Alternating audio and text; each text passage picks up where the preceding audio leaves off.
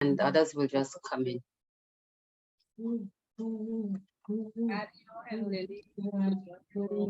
Okay. Go ahead, Ms. Raphael, go ahead. Hello, good evening, everyone. Welcome to St. Thomas St. John's Seventh-day Adventist School Alumni Weekend AY service. We are happy and excited that you can be with us today.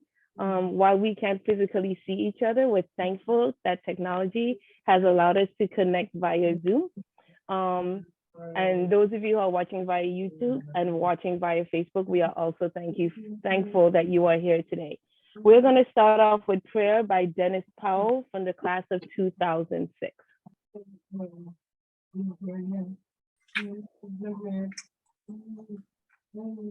Hello, everybody. Let us pray. Our most gracious and loving Lord, we pause at this time to thank you for all that you have done and all that you will continue to do for us. We pause at this time to give you the praise and honor that only you deserve. As we have gathered here today, each of us in our respective places, we ask that you strengthen, restore, and inspire us with your love. May our words and thoughts be filled with your spirit. May we be comforted by your presence, transformed into your likeness. In the wonderful name of Jesus, we do pray. Amen.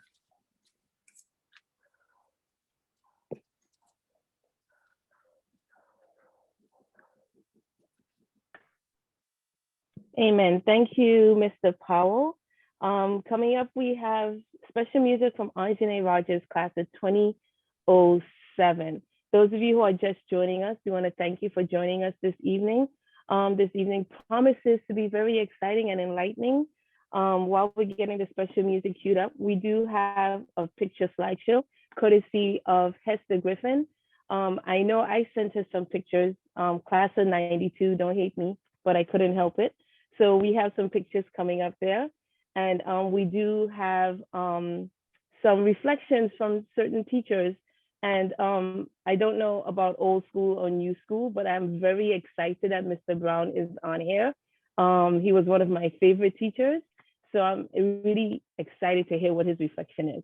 Our next item is special music from Anjane Rogers, class of 2007. Okay, give me a second because I want to make sure that we are on YouTube and I don't think we're on yet.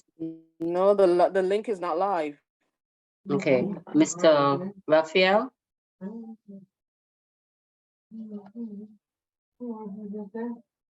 Yeah, 1 second, please. Okay, let us know when it's on so I can begin the slideshow. I mean the special music.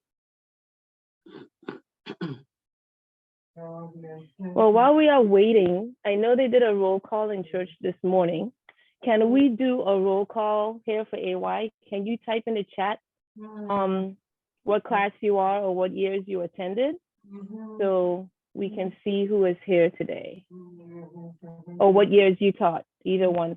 I'm class of 1992. I attended from 1984 until graduation in 1992. I think I see 2 or 3 of my classmates here.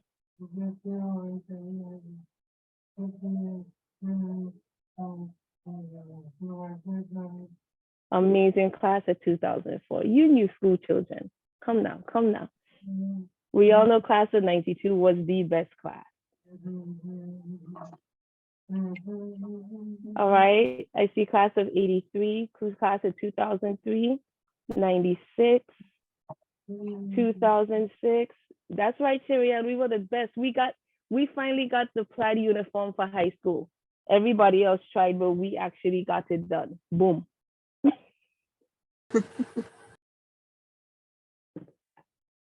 Ms. Busso taught from 1978 to 1981. Unforgettables class of 83. Attended from 67 to 75. 75 is the best year ever. I won't say why, but 75 is a good year. Attended and taught. My screen's moving.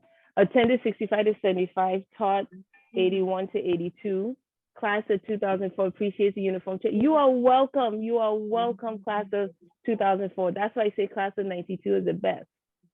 First kindergarten. All right, Jeff, we have to connect. Long time. Anita, so far I think the class of 92 has the most in attendance here right now, which solidifies us being the best.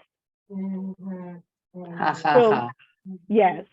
So while we are still waiting for the live link, we could not be where we are right now if we didn't have support from our churches, support from parents who sent us to school, and support from us, even though we may not live there, we can still support the island. If you are off island, states, wherever you are, you can support financially. You can support by sending something every month or just sending a bulk sum. If you are on island, you can support by volunteering. If it's one thing that helps Adventist education along with tuition is volunteers and financial support from others. So you can support via PayPal, STTJ, SDA school. And you could also mail into the school, and somebody can post that address in the chat for you. We have more coming in. Attended 1982 to 1984, taught January 1995 to June 1996. Wow, power to y'all who taught and who attended and came back and taught. I admire that. Mickey Mouse, so I guess you are the real Mickey Mouse. You did not attend 7-day school?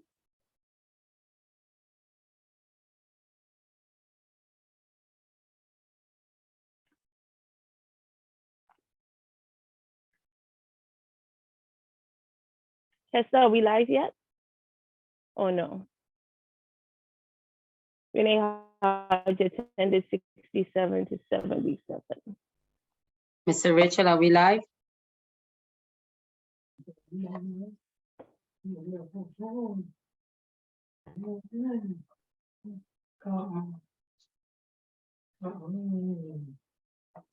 Mr. Rachel?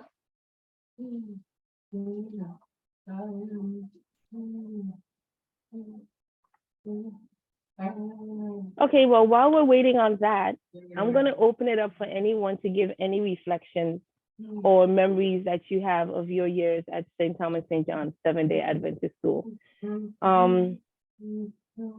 Yeah, so if anybody is ready, you could just unmute yourself and you could go. I'll give one. I'll start off in case everyone is shy. One of my memories is we used to have banquet. We learned it was etiquette week, or I think it was called etiquette week, and we learned manners, how to set a table, which fork to use, which knife to use. The guys learned to pull out the chair for the ladies. We learned to put our napkins on the table and how you put the fork and knife in the center. And sometimes, depending on the class, I know when I was in 4th grade, I got a letter that asked me if I would go to banquet with them, yes or no. But in 5th grade, Miss Williams made us play Parliament, where the boys line up on one side, the girls line up on one side, and a boy walked up to a girl and bowed. And if the girl wanted to go to banquet with him, she would curtsy. If not, she would clap. And that's how you got your date to banquet. I think that would be illegal somehow today. Yeah, I don't think that would work today. But I remember that in 5th grade. So that's something I remember. Does anybody else have memories they would like to share? That's which Williams, Pastor Williams' wife? Yeah, Pastor Williams' wife, Catherine Williams. Yeah. Oh, my thing. Anybody else?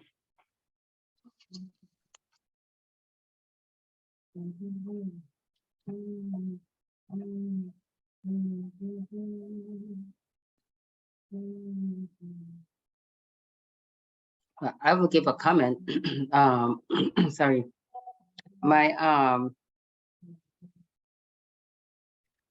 My favorite grades were grades 4 and grade 6. We had Mrs. Morton in grade 4 in old school. And when we came out, when the new school opened, I was in 6th grade, and I was very, very happy because my teacher for 6th grade was Miss Morton. So we had her twice. So I was very happy about that because Miss Morton, class used to be fun and interesting. And actually, because of Mrs. Morton is why I became a teacher. And so I really, really enjoyed her class. Had the privilege of sitting under her feet for 2 years, 4th grade and 6th grade. Thank you, Miss Hodge. Anyone else? I want to start to call names, you know. The teacher in me is going to pick on names from the list. Hey, Avenel. Who else is there? I know Avenel has memories. Avenel always has memories. I'm not going to pick on any teachers because they are presenting later in the program. Monica, you don't have memories? Oren, you don't have memories? Cicely, Trinette? Oren, my student. Yes, you had Oren. Yeah, Oren, Jenny, them. Yep.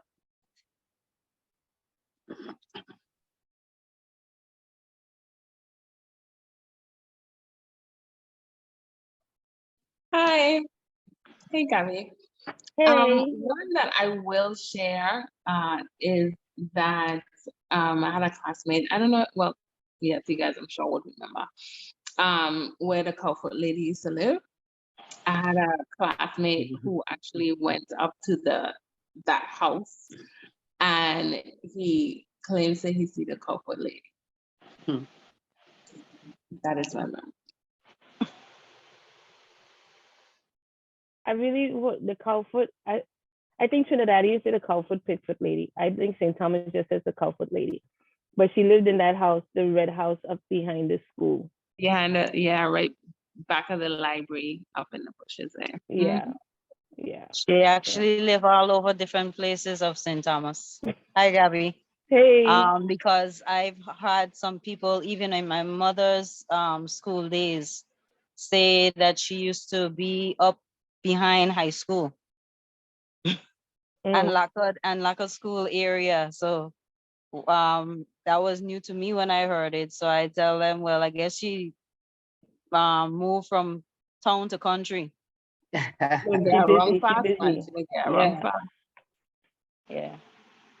We actually used to, when I was in kindergarten or 1st grade, a lot of us used to go up in the bushes up there to go explore in the place. At one point, we went up in the house at one time and we heard some kind of sound. But you know, the road that's behind there, now that I think back, I say now that I know that the road that's behind the school and people live back there. Plus there's a segment just across where the house was located that some Rasta guys or so, they're always hanging out there and doing their smoking and stuff. So any of them could have been up in the bush doing whatever and just scaring the children off. So who knows? Okay, Renee, I see the link is live on YouTube, so you might want to check with Mr. Raphael to see if it's okay to officially begin. Okay, and Heather said on the chat that the Comfort lady also lived across the gut by the old school. I remember that. They used to say the Comfort lady used to be down there. All right, we're gonna go ahead and I can do the music now. Let me know if you need me to start now, Gabby. You can go ahead and start it now. Okay.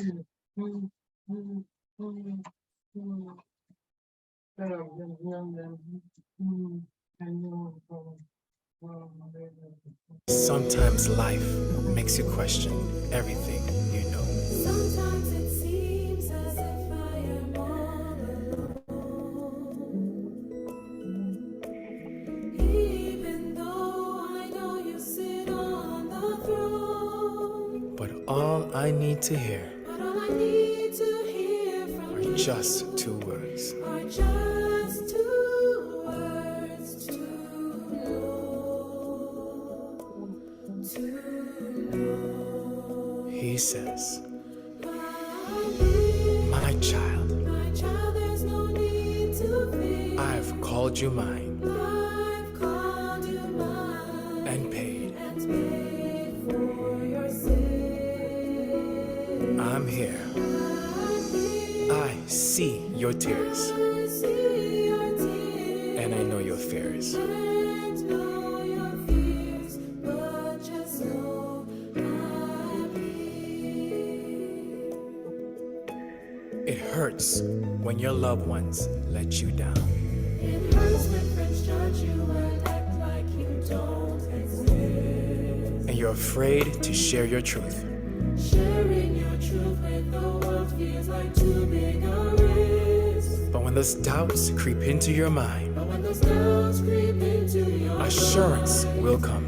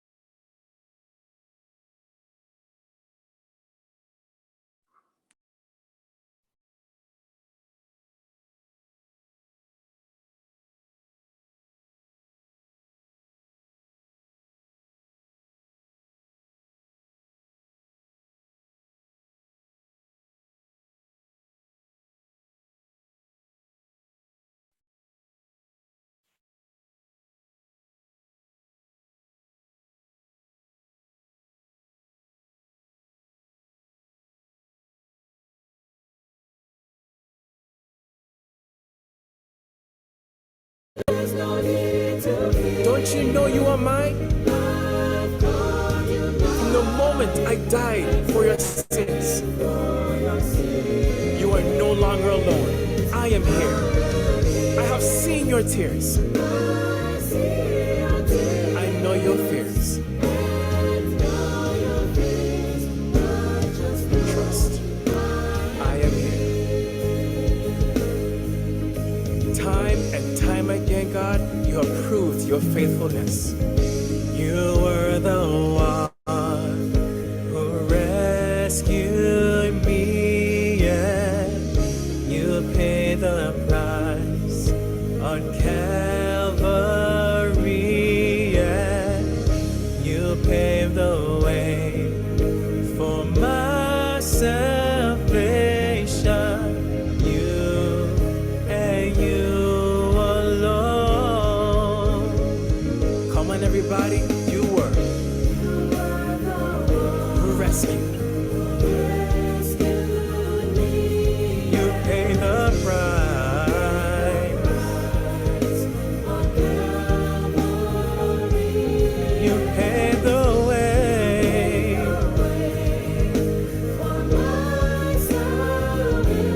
You and you alone.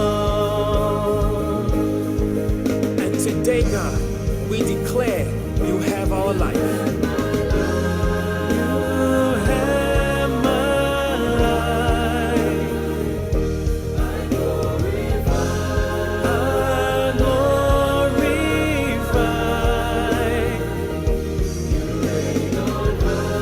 You reign on high.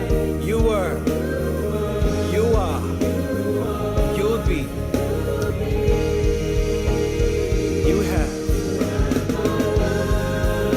You have my life. I glorify.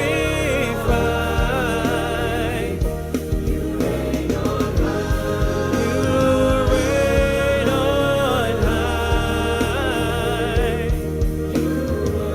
You were, you are, you will be. Come on, let's take it up. You have. You have my life.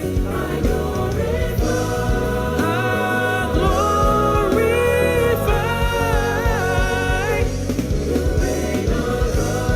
You reign on high. You were.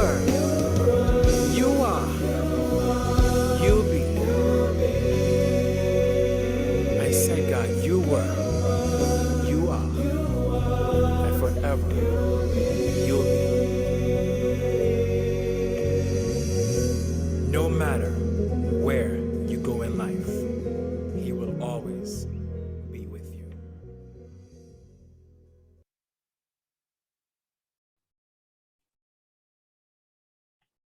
Thank you, Aunt Janae. I am sitting here going, that's good. And I wonder who he is. And I'm finding out that when I saw him, he was a kid. But anyway, bygones. And can I we have comment, Gabrielle, that Huh? can I comment in that video, there was several alumni that sang with him. I was just about to go there. There's several people in that video.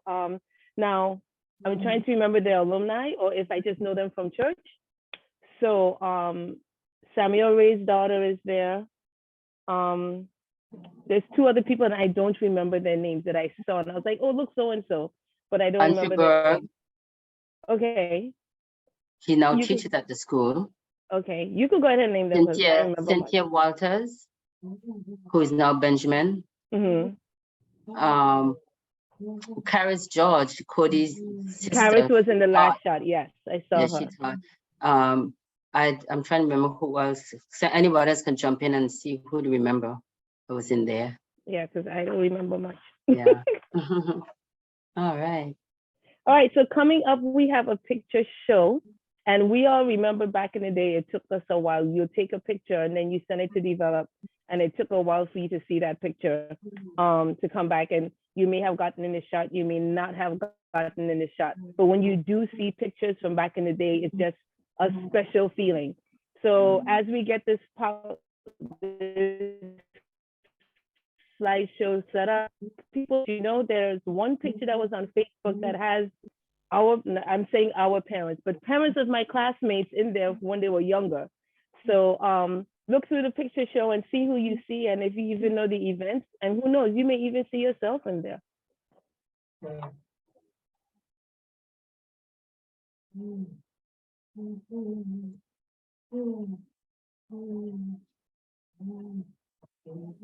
Okay, Renee, so I'm just gonna. Okay, go ahead. Yeah, I'm just gonna tell you when to advance because it's quite a few pictures, so I'm not gonna spend a lot of time. What you see here is the on the uncleared land at the school, and the person I've captioned some of the persons.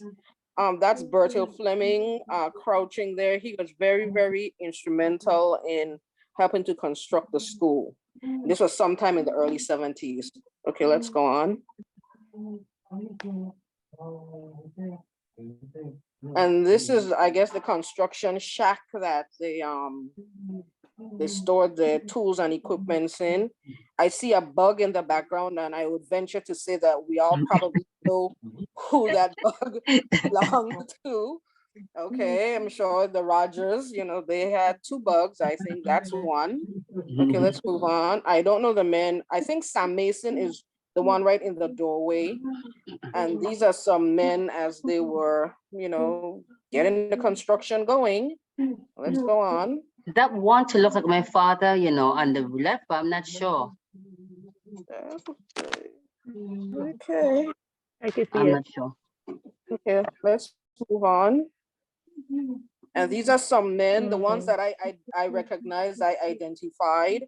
You see Brother Enoch Rogers, dearly departed recently, and Sam Mason. I don't know if anyone can recognize the other gentlemen there, but I think they were taking a break from lunch. I mean, from the work.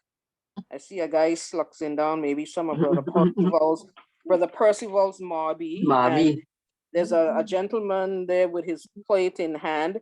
You know, the cooks of the church were, you know, people like my mother, the late Sister Baptist, the late Sister King, and yeah, I can't remember, Sister Hall Pike, and, you know, all those ladies. Yeah.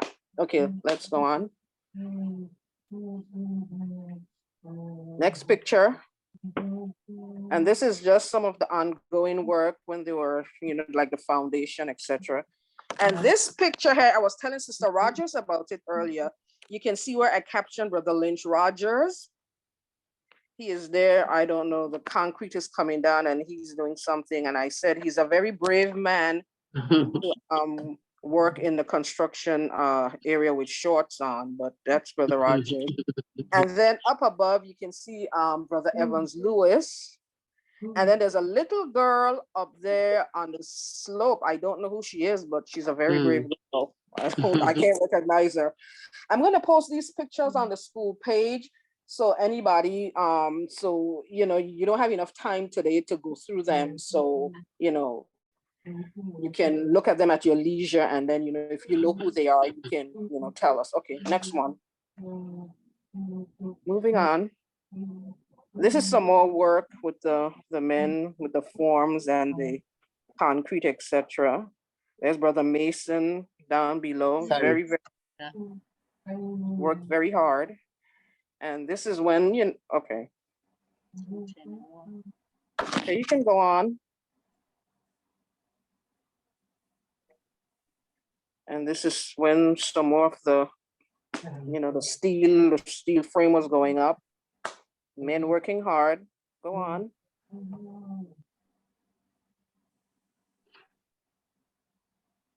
And in this picture, these are some young men. I think they are hoisting up a bucket, I guess, with cement. And I noticed one guy, there are 4 young men. The one that's really, really crouched down, I think that's Derry Jackson. It looks like him, yes. That's Derry. The others, I tried to figure out who they are, but I can't. But when I post them, maybe, you know, others may, you know, recognize them and would let us know. Okay, let's go on. And this is when, you know, the frame was up and the building was beginning to, as we say, come. Okay, let's go on. Another picture of, you know, the steel frame. There was excitement in the air that, you know, we were getting a school. We're going to be able to move to a bigger space because we were really cramped in the back of the church back in those days. Let's go on. And this is when the blocks were in and it was really starting to take shape. The roof was on. And this is, let's go, move on.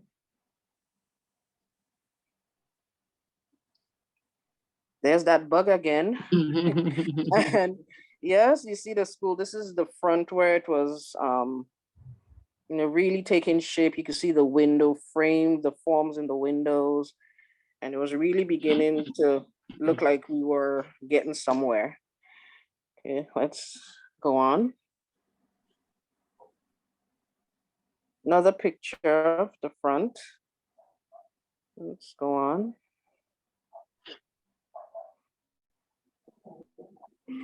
These are some of the ladies, you know, I see a lady there. I couldn't recognize them. They had the tools of their trade, the kitchen, kitchen detail. And they were going, like they were leaving, going back to, I don't know, maybe get some more supplies. I don't know, but these were the ladies. They worked very hard cooking for the men.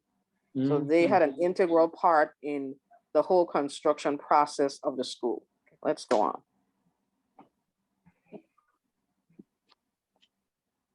And this is a wider shot. You can see. Now, you know, the school, when it was built, it was one section, and then later on, another section was added to it. So this is just the first section. Okay, let's go on. Now, this was a service they had, I think, once the roof went on, they had like a type of Thanksgiving service. So everybody got dressed in, I guess what we would say, in quotes, their Sunday best. And we had well, it was on a Sunday, so I guess it was a Sabbath Sunday best. And they, you know, they went, I remember it was hot in there. And they had like a service, just a, you know, a Thanksgiving service that we had gotten so far. Okay, let's go on.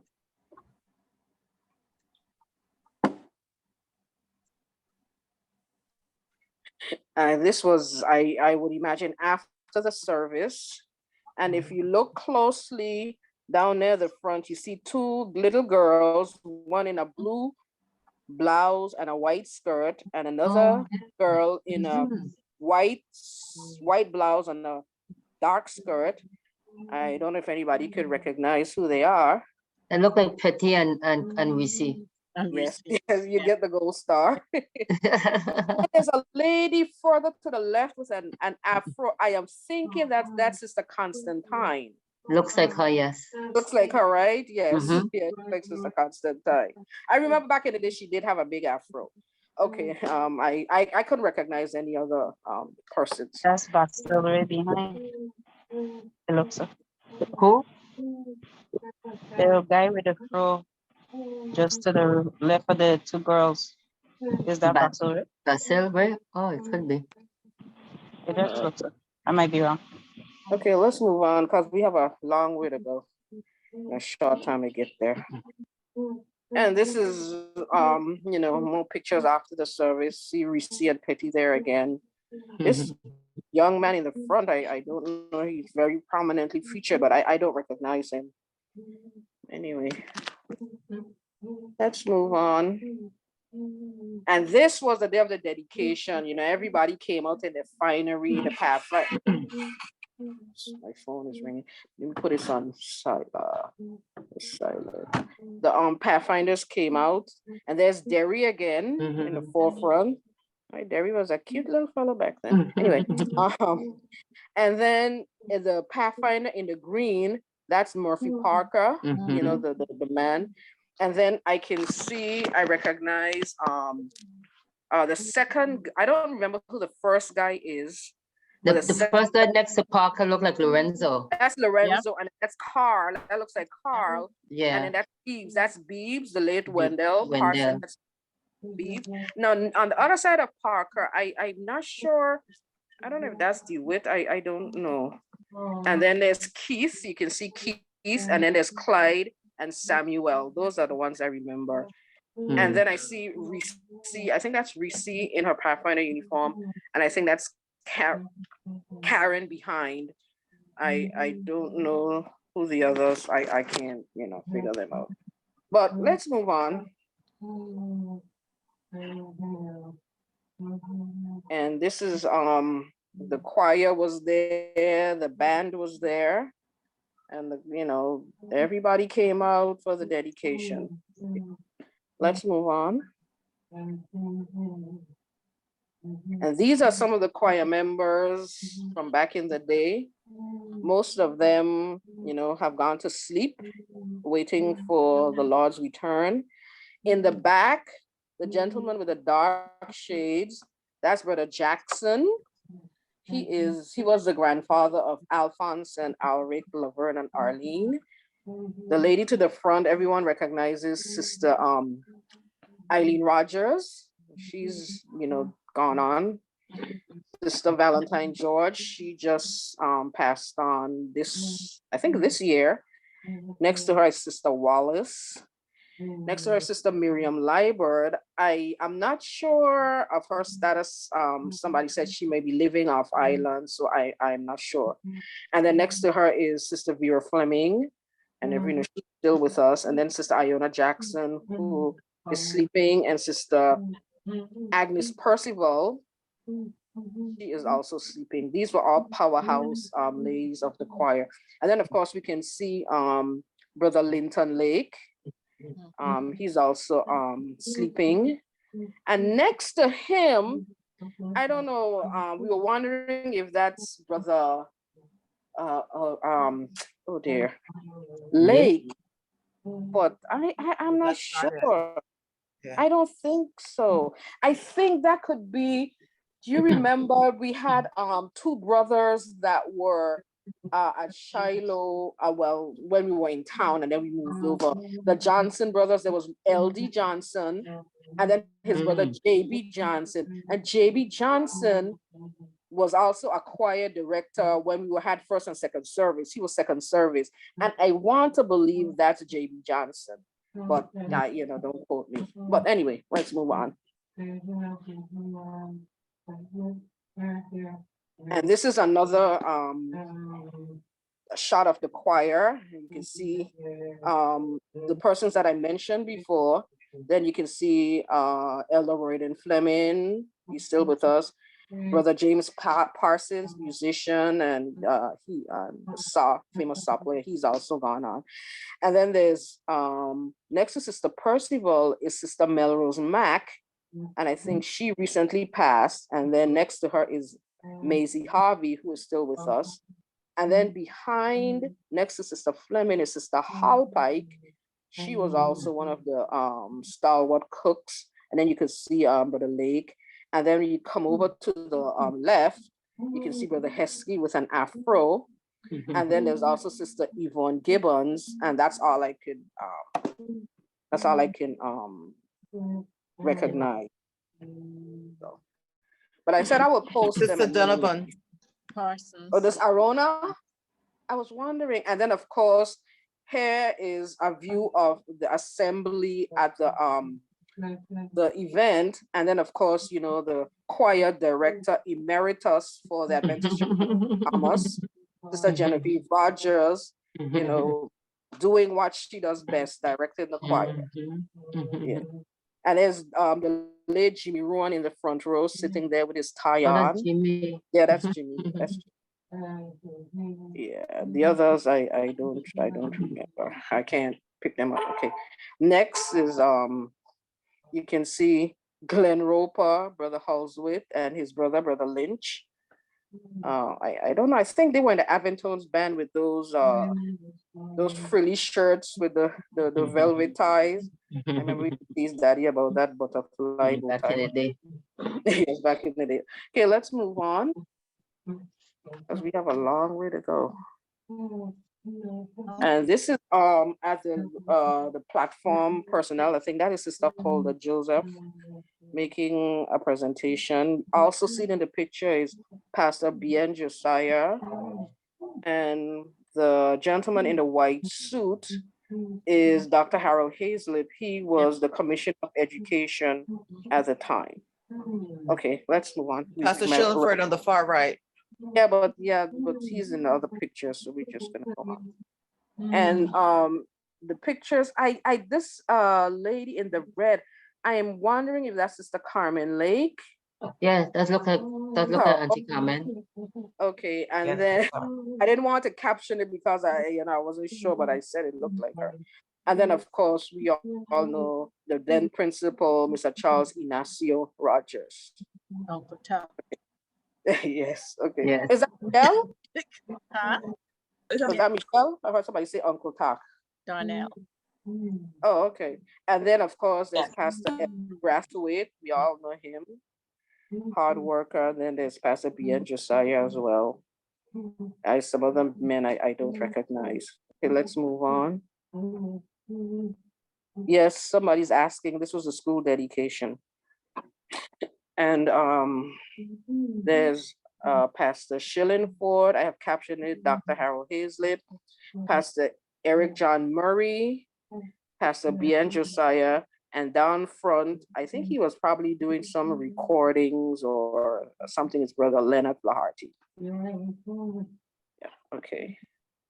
Oh, and before we go, all those pictures there with the construction of the building was given to us by Neil Rowan. He collected them, I think, from his dad. Yes, but the Rowan always had a camera, whether it was a camera or a video camera. And now we see how important it is to have these things recorded. So sometimes when people kind of like fuss at me and they call me paparazzi because I'm always trying to take pictures, this is the reason why I do it, because there's some of the same people who fuss at me when there's an event. You remember you had taken a picture?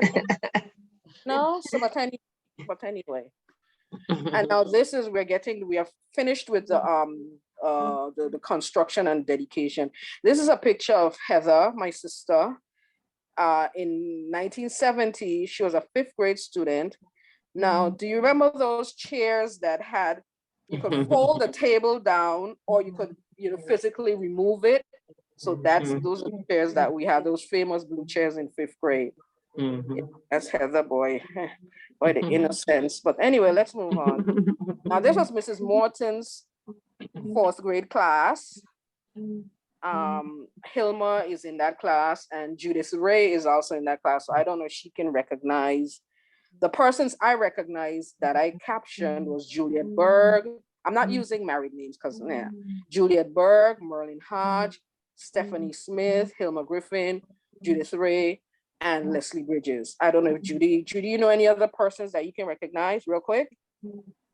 Charlie, isn't that person in the front Charlene? Charlene Berg? Next to me. I don't know. It could be. Or there's Juliet Berg, but at one time they were both in the same class. Well, then it could be Charlene then. And this girl, the tall girl in the back, in the second row, I think her name was Carol. And the guy next to her is this guy Vaden. Oh yes, I remember Vaden George. Yes, that's Vaden. I remember some of the other people, but I don't remember their names. Like the little guy in the front in the red. Isn't it Arthur? His name was Albert? Is it Arthur? I think it's Arthur. Arthur, something with an A. Yeah, Yes, Arthur. yes. Okay, Something with an A. Yes. You know your class. You know your class. You know your class. And there are probably some more. The picture is not the best quality, so Yeah, it's a little challenging. Yeah. Yeah. Yeah. But anyway, all right, let's move on.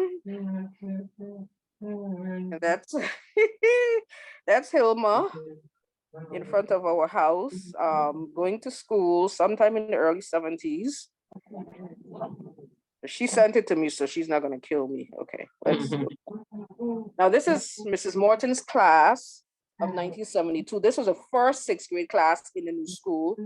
I'm in that picture, but I'm not going to tell you where I am. And people in that class was, oh good heavens, my phone is keep ringing. Janice Ray's in that class, Philip Benjamin, Silas Rogers, Thelma Parsons, Terry Woodcock, Jimmy Harrigan, Brett Lewis, Joyce Gottlieb, Flourish Ritter. Julian was in the class at the time. Sylvester was in the class at the time. Clyde was in the class at the time. I don't know, Keith was in the class, but I'm not. Keith was in our class. And you missed me, Hester. I'm right there next to Thelma, and there's Joyce, and then Thelma, then me. And the girl at the end, that's Brett. Yeah, that's Brett Lewis. Yeah, she now lives in New Zealand. Yeah, so that's. And that's Joycelyn next to me. Oh, Joycelyn Joseph? Yeah, looks like her. Okay. And then at the end is that Janice at the end next to Celeste? Yeah. And then that's yeah, so some of them I still don't remember. Oh, that's Richard Pitts. Yeah, in front of Janice. Yeah, that's Richard Pitts. And Hartley's the first one. Hartley then in the row. Hartley then Julian. That's Julian, yeah. And it looks like Clyde. I see Bobby there looking out. I don't know who that. And Terry woke up next to Sylvester. That's Jimmy Harrigan next to Terry. Oh, next to Terry. Yeah. Remember Jimmy? Yeah. Yeah. Okay. Let's move on. We got a long way to go. And this is Principal Hodge Renee at her 8th grade graduation in 75. And then I don't know, Renee, I don't know what year that was when you're in that I don't know what year that was. But your skirt was a little short, but anyway. We're growing kids and your parents couldn't keep up with the length. No, it was in the 70s. It was in the 70s because because you see my dress for the graduation. So that's what the style. 70s. Okay, buddy. Let's move. Moving right along. And this is a picture of our school secretary at the time, Sister Evadne Ray, with her 4 children at the time. There was Judy. I think this was at Judy's graduation. There's Judy showing, Janice and Jasmine. Janelle hadn't made her appearance yet. She came on a few years after. I think Judy, you were in high school when Janelle came along, no? She was born in July of 77, and I left for college that same. Oh wow. Okay, let's move on. Oops, And sorry, that's, sorry, yeah, sorry. that's my Sorry. 8th grade graduation. Yes, this is the 8th grade graduation, and Judy was the this was the first official promotion ceremony we had, I guess, since we moved to the new school. I guess, you know, we had to do all things new. So this is Judy giving her speech. And then on the platform, we have Pastor J.C. Shillingford. We have Miss Janie Tuitt, yes, for whom the school is named in Savannah. And then we have Sister Hulda Joseph. I think she may have been the, I don't know, what was her role? Was she just with the school board, or she was, I know she was in education. At one point, she was a superintendent. I don't know what was her role there. And then there was, you know, the principal, Mr. Charles E. Rogers. Yeah, so that was the first graduation we ever had at the school, official. So let's move on. And these are pictures of Reese, 6th, 7th, and 9th grade. I don't think she changed that much, but that's Reese. And then this is a picture of when they had a little reunion in the Maryland area with Mr. Morton and some of the former students that were there. You see Carol Shillingford, Heather, Lisa Ritter, Judy Thorpe, Reese Lake, Petty Woodcock, Delma Parsons, Floris Ritter, Janie Shillingford, and Sandra Jarvis. This was Mr. Morton's 60th birthday. Oh. And it was a surprise. Now this picture here, I could only pick out, you know, a few of the students. So I don't know if Judy, you know, they are. I picked out Judy. I picked out Bridges, Evelyn Sip. I know the names of everybody. Martin. Yeah, except one girl. I think the girl next to me, I don't know her name. But yeah, in this 10th grade class, that's when they stopped moving people along. So Leslie and I were the last two from the original 1st grade group that we started with that lasted in 10th grade. This was our 10th grade class. And after this, we had to go to high school. And many people left for high school before that. They left for 9th grade too. So yeah, so we were the last holdouts. And after this, they closed it down until the next group. Yeah. Okay, this is Lisa Ritter, her 8th grade graduation, 76. Okay, moving right along. And this is Renee Hodges' class at the legislature for a field trip. And I think the aide was the late Sister Frederica Lake. Yeah. I can't recognize the students because, you know. The third one from Sister Lake is Constantine. And I'm not going to attempt to call. Sheldon is also in there. But we'll move on. Okay. I'm trying to. And this is the class at the legislature on a field trip. Yeah. Okay, let's move on. And this is her class again, 686. And I don't. You have UNUM Pen. Who else? Jeffrey, this is your class? No, this isn't my class, but I know some of the kids. UNUM is second. UNUM is second from the left. That's Darren Lake all the way down to the bottom. First on the left. First on the left. One of the Salem boys. Daniel Walters down there. That's Courtney Walters. Michael Stanislaus. Michael Stanislaus. Like that's a Hesky. Hesky. Yeah, that's what his name is. Marcia brother, little brother, Kevin. Yeah. That's a Hesky right there. Garen? I don't know that's Garen. No, that ain't Garen class. That's not Garen. He was in one of my classes. Next to Stanislaus is a Renata, I think it is. Renata, yes. Yeah, Renata. Yeah. Yeah. And that's all I recognize. I ain't recognize anybody else. You need to move on because they got a lot more slides to go. Okay. All right. Next. And this is Renee's class. That's my class. That's my class. Well, class in 1995. Oh. That's Jenny? Yes, ma'am. That's my class. Look, Janelle on the end. Next Yep, to her and I is see you too. Namala. And Shirley, and Shirley. And Shirley, yeah.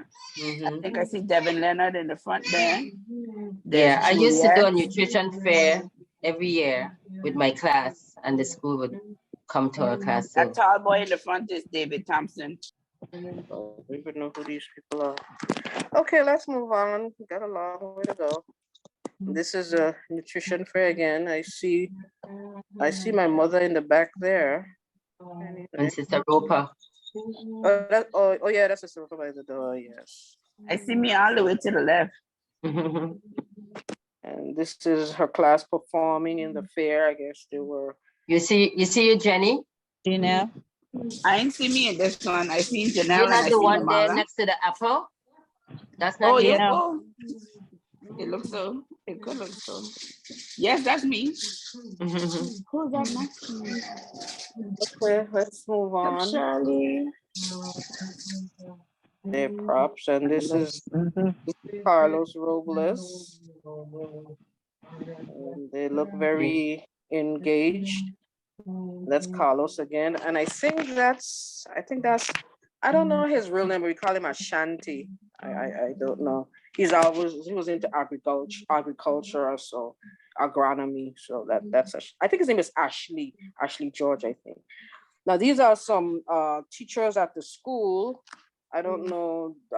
I know some of them, but others they came along after I left. So if anybody, I know Vida Charles. I know. Go from the Donovan to the far right. You go start from the front. Yeah, that's Mr.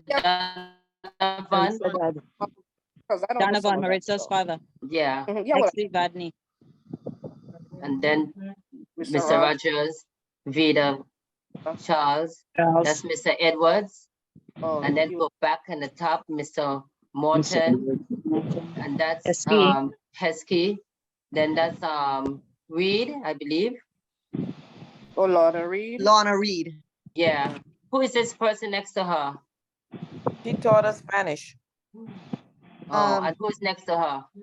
That's Miss Gums. Miss Gums. Oh, that's Miss Gums. Oh, my favorite teacher. Okay, and this is the English. This is hi, what's her name again? Oh my. She just passed away. English. Oh yeah? Yeah, she just passed away this year. It will come to me. I'm sorry. That's Eugene's tall sister. Oh, and then sister, and then Miss Olga Edwards. The Scully sister was Janet Michael. Yes. Yeah. Oh, I didn't know that. I did not know she passed either. No, this class, I don't know. I couldn't recognize any of the children. So we could just scroll through these class pictures. Yeah, just go. Yeah. This is some more. So, and these were students who graduated in 1984. These would be in 1989, 93. My class. And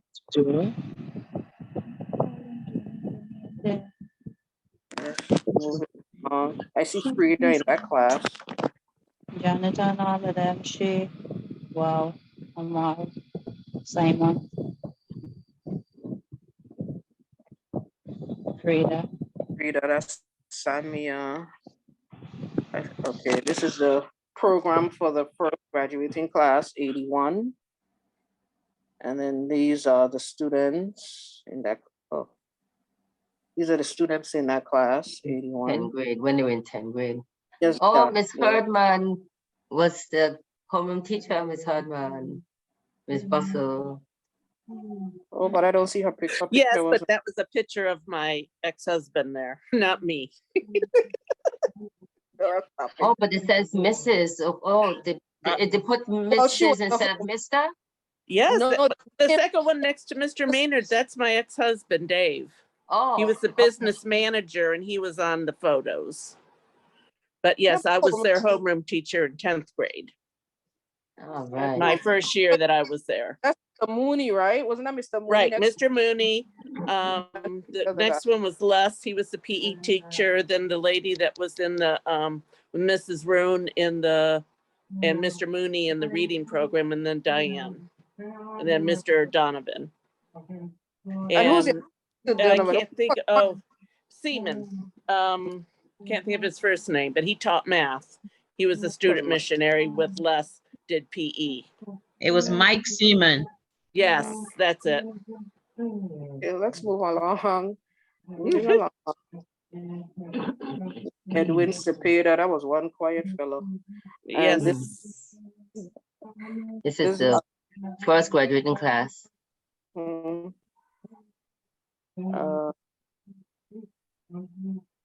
this is Bonnie, and I don't know, is that one of the Severin boys? Yeah, that looks like Sam. Okay. These were proposing to us. And then these were second year class of 19. They graduated in 83, I think. 82. 82. Yeah, Michelle was 82. Okay. And then there's Denver, and then my sister Hillarine. Yes. This is them again at their graduation. And Jenny, this is, yes, 83. She's working And- tonight. That's why she's not on. I've chatted with her today. there's Wanda. Jenny's hunt. Yes. And this was, I don't know, what was this, introductory night or something for the class 83? Yes, it was. All they needed were the lamps to keep them trimmed and burning.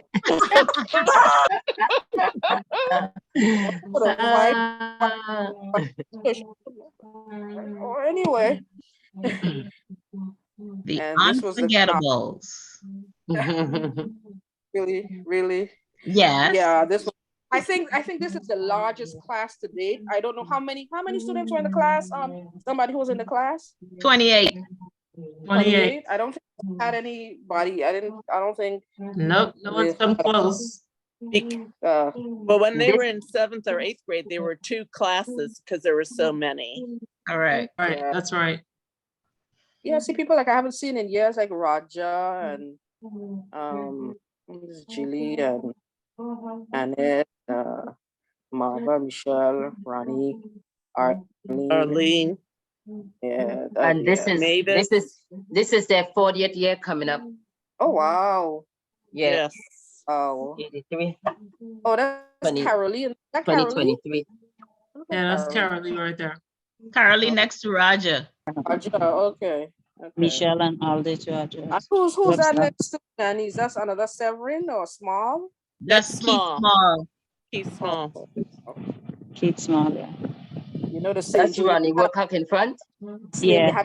Yeah. Severins, you know, they had a monopoly on the X's in the Lulu. last. Yeah, so that was This was a good class. I would. And then these see Karami and Leonid and The late Bernice Huggins next to Muriel. Oh yeah, Bernice. Wow. And Andrew, late Andrew. Gabriel. And Lexi Davies, who is now a pilot. And is that Marinice next to him? I think she's gone. Yeah, she's gone. Okay, let's move on. And then these were the students that would be, these are the same students, Carmen and Linda McCarthy. I see Davy Benjamin, who's also gone, Leonid. And there's Herdman again. Oh, that's Dale. That's Dale next to Mr. Rogers, right? Dale Benjamin, Nora. I think that's Dale. Wilma. I think that's Wilma. Oh, the teacher next to Mr. Rogers. Oh, I can't. What was her name? It was Wilma. It could be. She taught in elementary. And she was only there for 1 year. Yeah. Okay, moving along. And that's the same class again, Carmen and Davy, Linda, Eugene, Tessame. It's the same class again. I guess they were seniors with their ties. The men, the boys are trying to be cool. Yeah, okay, moving along. And that's them together now. Yeah. Now, I don't know I don't know these anybody could Wayne Joseph. Wayne on the Joseph, left. Anthony Anthony Malone, Terrell, Michelle Michelle Vanterpool, Vanterpool, Celia Rogers, Marvin, oh gosh, what's his Anthony name? Terrell. Wayne is one on the other side. Not Wayne Wayne Joseph. Anthony Yeah, Terrell. Yeah, and they're that's the small Anthony. class. That's tall Anthony used to play in the That's thing with us Stallone. too. Stallone. Stallone, Anthony Malone. Stallone. Yeah. Malone. Malone. And We used to call him Celia. Stallone. Yeah. Oh, And that's it. Walwyn. Walwyn, that's right. The Yeah. guy Joseph, he was the one that had the twin brothers. Yeah. Bert and Ernie. I know the twins, but I don't. He's young. I don't know. Okay, moving along. They graduated 2 years before us. This is a class with the little So that's Jeffrey my class. Before That's Jeffrey our class. class. That's our Yeah. class. Look me there. Yeah. That's me. Look, Brenda, Mohammed, That's Mohammed, Asha, Pamela, Scott, Misha, Roxanne. Monique, little girl. Kareem, What is Jonette, Linda's last name? Huh? Linda, Scott, Strickland. Yeah, she's passed. She's gone. Linda Strickland Janelle, pass? Yeah, she's gone. Which one is that? Wow. Linda Which one is Strickland that? Linda Strickland was a white girl. Then Next to Mohammed. Cindy. Oh, okay. Next is Cindy. Yeah. I'm in contact with her mother. Yeah, she's gone. Janine. Wow. Lynn. Brenda, that's Scott, Gilchrist. Kareem. That's Cassandra Cooper. That's Janella. Cleon. Cleon and Island right Leishan Wallace. Brenda Gilchrist. Benson. Soji. Kamal Raymond. John, Claudette. Danielle. That's a lot of Claudette. people. Pam. Yeah, when we were like 31 people all Aisha. the way up. Yeah, man, that was a big class. Janine Yeah. Benton Pass. John Lewis. Benton Pass. Aldit. Yeah. Cleon. Lornette Skelton. Kamal Raymond. Llewellyn. Who's next Yeah. to Cleon and next to Alistair? Next to- In the middle. Between Is Alistair that and Mr. Jonathan Lewis? Daniel. That is Lewis Daniel. at the That's top. Daniel. That's Daniel. Next to Jonathan is Daniel. Archer. Yes. Cleon Martin. Cleon on Island right now. And that's Al this, right? Al? Yeah. Albert Between next to Janelle Lornette. and, is that Stephanie? Who's Shane. between Alistair and Cleon on the bottom row? Jeffrey. Okay, we gotta move. We gotta move on. We gotta move on. The next picture. Okay.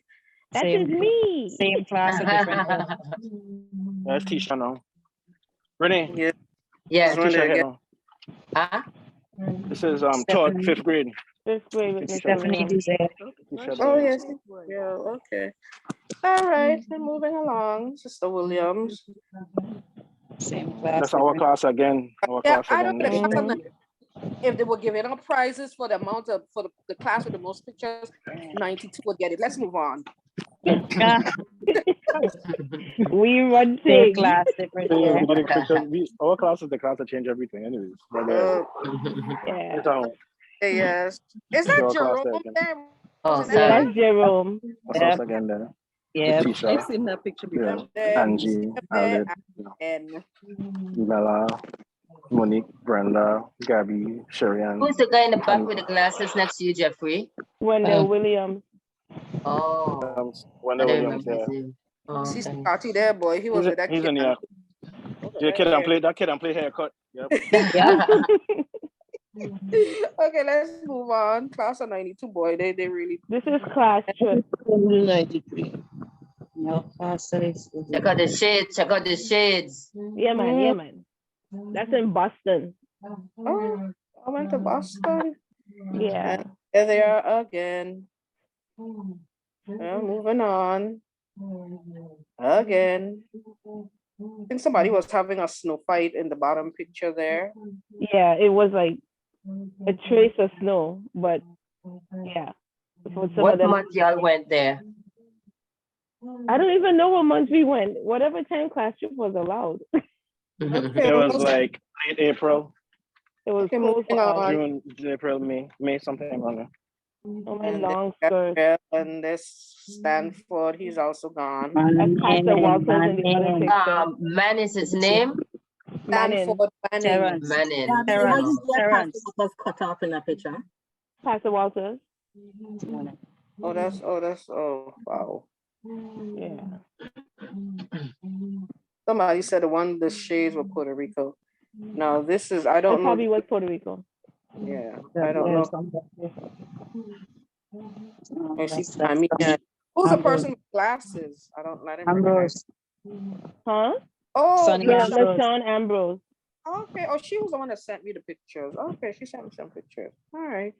Okay, moving along. 92 yet again. Graduation.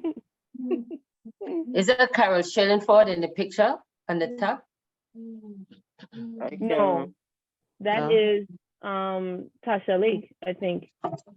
That look like Tasha. Yeah, Tasha, Leora, Natalie. That might have been the school choir. I don't know.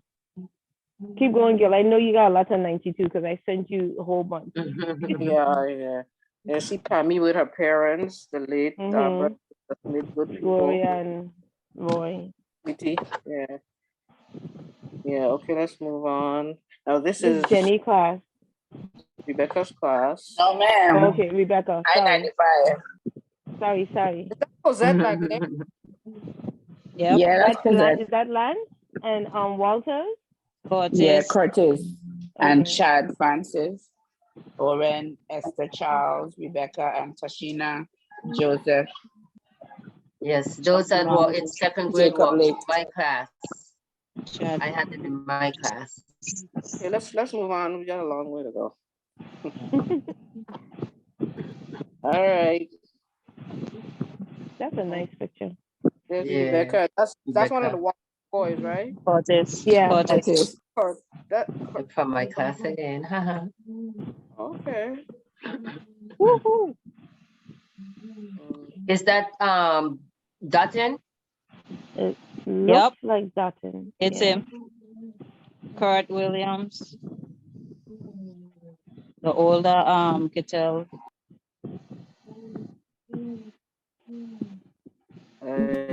I guess they would have a class trip or something. Yeah, when you start having real class trips. Yep. What is that their Merle's daughter? Yeah, Denise. Denise. Denise, Yeah, she's Siobhan George.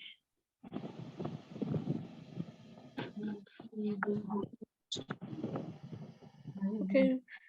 I see the Ray girl, what's her name? Jeanette. Yeah.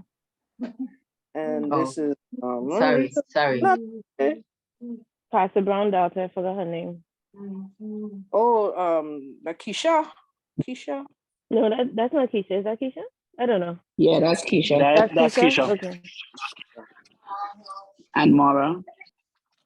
Okay, I don't know what class is this. I don't know. I can't recognize anybody. Oh, that's Trinette class. Look, Trinette. Oh, where's Trinette? Oh, that's okay. The one acting a fool. Tommy Schubert with a big smile. Righty. This is our I guess cosmetology class with Miss this Benjamin. Arlene's class with Yep. cosmetology. Oh, bless her heart. Yeah, that's nice. I don't know This is who senior class? Yeah, this is when we were up on the swings when we Oh, didn't have there's a class. pictures.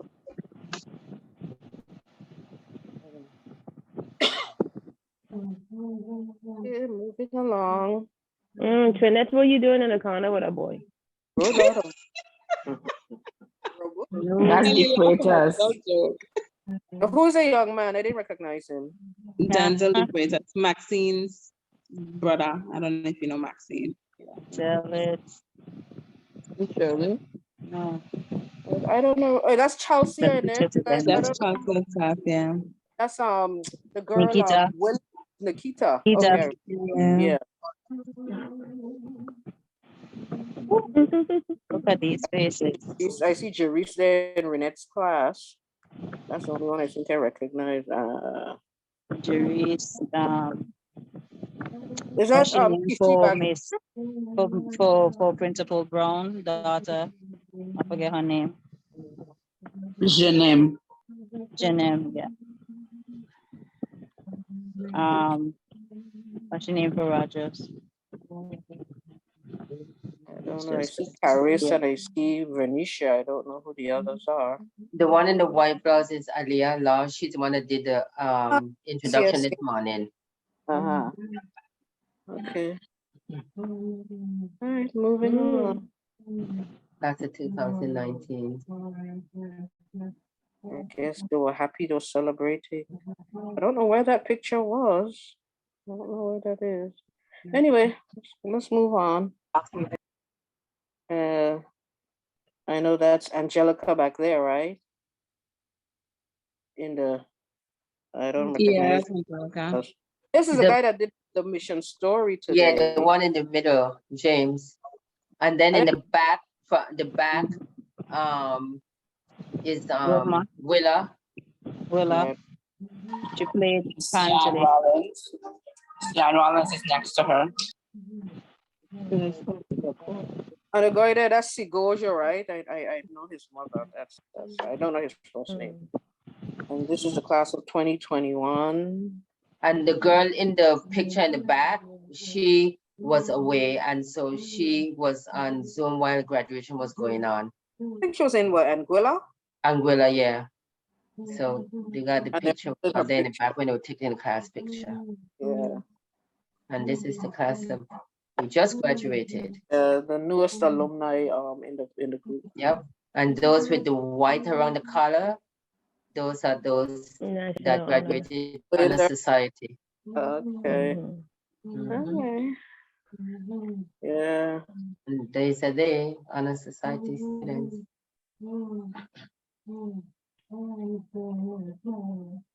And We almost at the end, right, Hassan? Yeah. Yeah, I just need to speed it up. This is when they were doing decorations for the tree in the park. This was when they had a Christmas program with the puppeteers, which was a very good program. Paris was the producer and Marsha was the puppeteer. You know, she taught them how to work the Muppets. Awesome. See some other pictures, banquets, and let's keep going. Just keep rolling.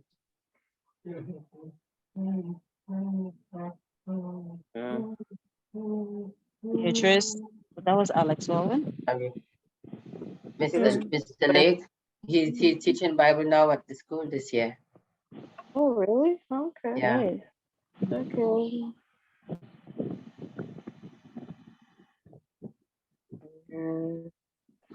Oh, sorry. That was Miss Laws. That was my sister's class. That's my You in there for some reason, Trinette. I see you. Jerry calls in the front, and that's it was my sister's birthday. Yep, And it was so- my birthday. Yeah, I'll have a little Darren. Wow. And this is somebody's class. See Jasmine. And I really recognize the other. Oh, there's a friend Josie. Is it Josie? Josie, yeah, in the back. Yeah, those two are, and then is that Utah and oh boy, what's the guy's name? Josie, Abraham. Is Josie that Pat. Abraham? I think Yes, Josie passed earlier Yeah. this year or last year. That's Josie? Utah, and that's Casey next to Jasmine. Yes. Yes, that is Casey. Look, Vernice Huggins. Look, Althea Benjamin. Look, Laurie Mason. Oh, Yeah. boy. Oh yeah, that's one. Okay, let's go. Utah Smith. This was a singing group. Amaral. And there's a many faces. Oh my Many goodness. faces of Jenny. Oh my goodness. Wow. Gabby. What? Once it posts on Facebook, it's free for everybody, you know. All right, buddy. I don't know Wow, the two a small picture, but This is Vaughn Jim. That's Joanne Warner's son. She sent me that picture. The one I with don't the know if emblem is anybody Ralston. that smaller guy, the small. I don't. Ralston. Gabby, you see us up? Yes, man. Can't miss me. I always cold in a sweater. Moving along. Wow.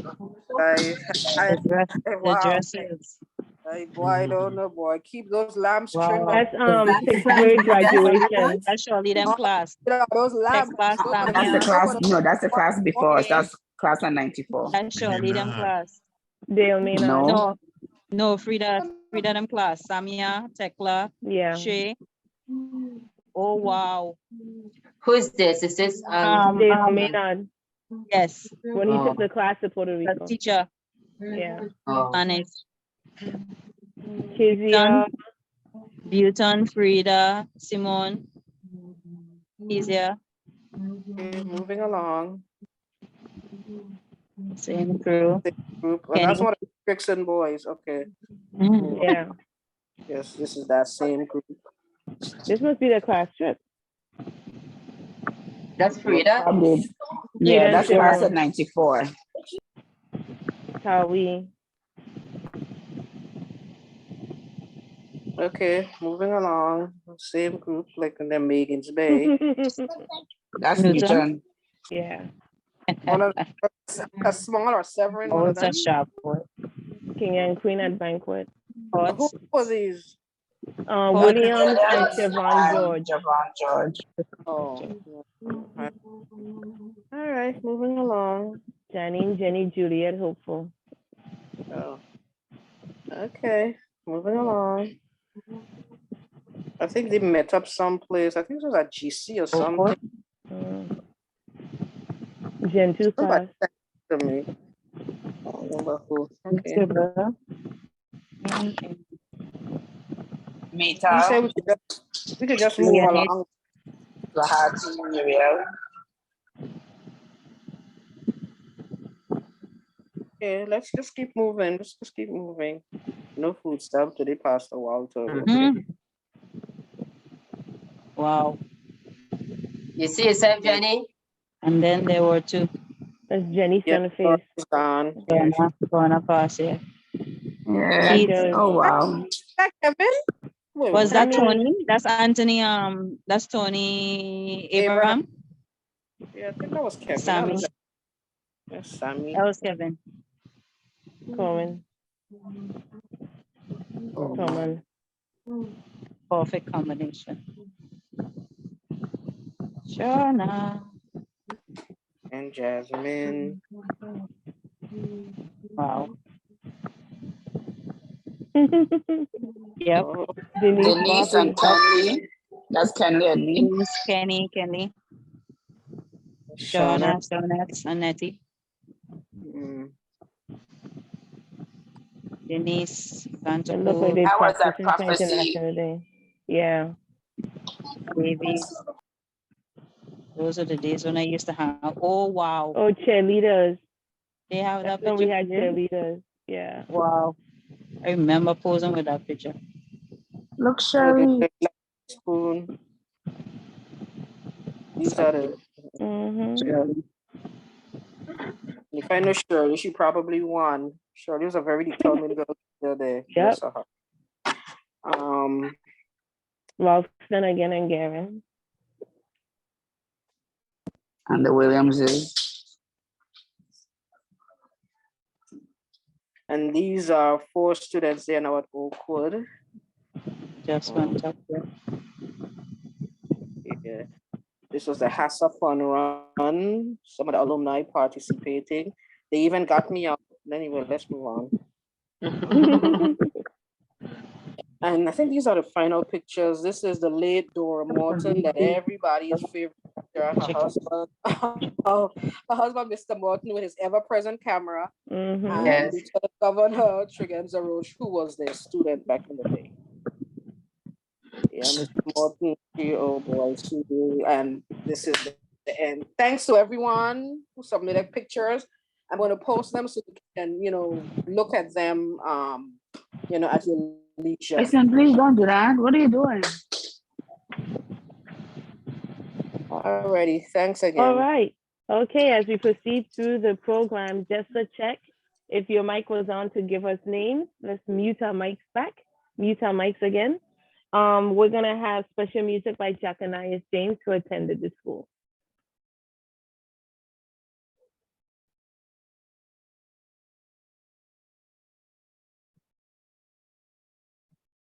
Coming right up, coming right up. Here we go.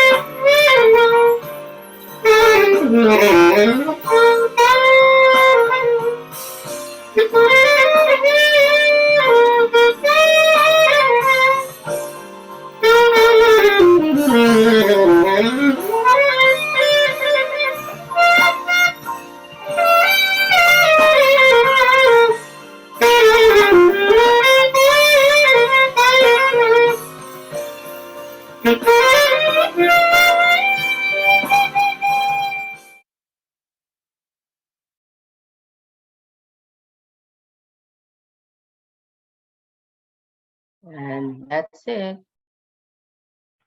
All right.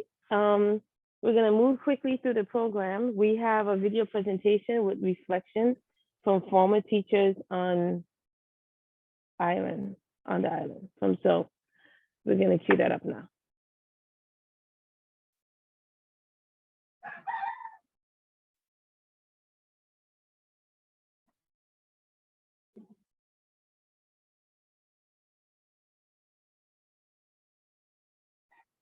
My name is Gordon Williams. I've been at the Seventh-day Adventist School, St. Thomas St. John Seventh-day Adventist School for 31 years. My name is Genevieve Hodge Rogers. For a few years, I taught 7th and 8th grade math. And for many years, I taught 11th and 12th grade math. Altogether, it's about 15 years of volunteer teaching at a school. My name is Vernon Lake. I have been at the Adventist School for probably 11 or 12 years, and it has always been a wonderful experience. My name is Loretta Lee Greenaway, and I came to this island in '96 and to the school the same year. I've been here from then until 2019 when I retired. But like I said, I'm still here, so to speak, because I come in on occasion to volunteer, so the students, even the new ones, still know Mrs. Greenaway. My name is Deanne Heskey. I taught 7 years in this school. I spent 2 years teaching 3rd grade, and I have a degree in secondary education and English, so I taught from 8th to 12th grade English. My name is Vinetta Osborne. I have been working at the school for quite some years. I'm retired now just for a few months, but I've worked for 19 and a half years. It was a good experience. Doreen Nips Hendrickson. I've taught for 21 years. I volunteered, taught for 21 years, helped to the 7, 8, 10, and 11 graders at the Seventh-day Adventist School. I started as an elementary teacher at grade 2. Then I was moved to grade 3. Parents requested that I move with their students to grade 4. And I spent a few years at grade 4.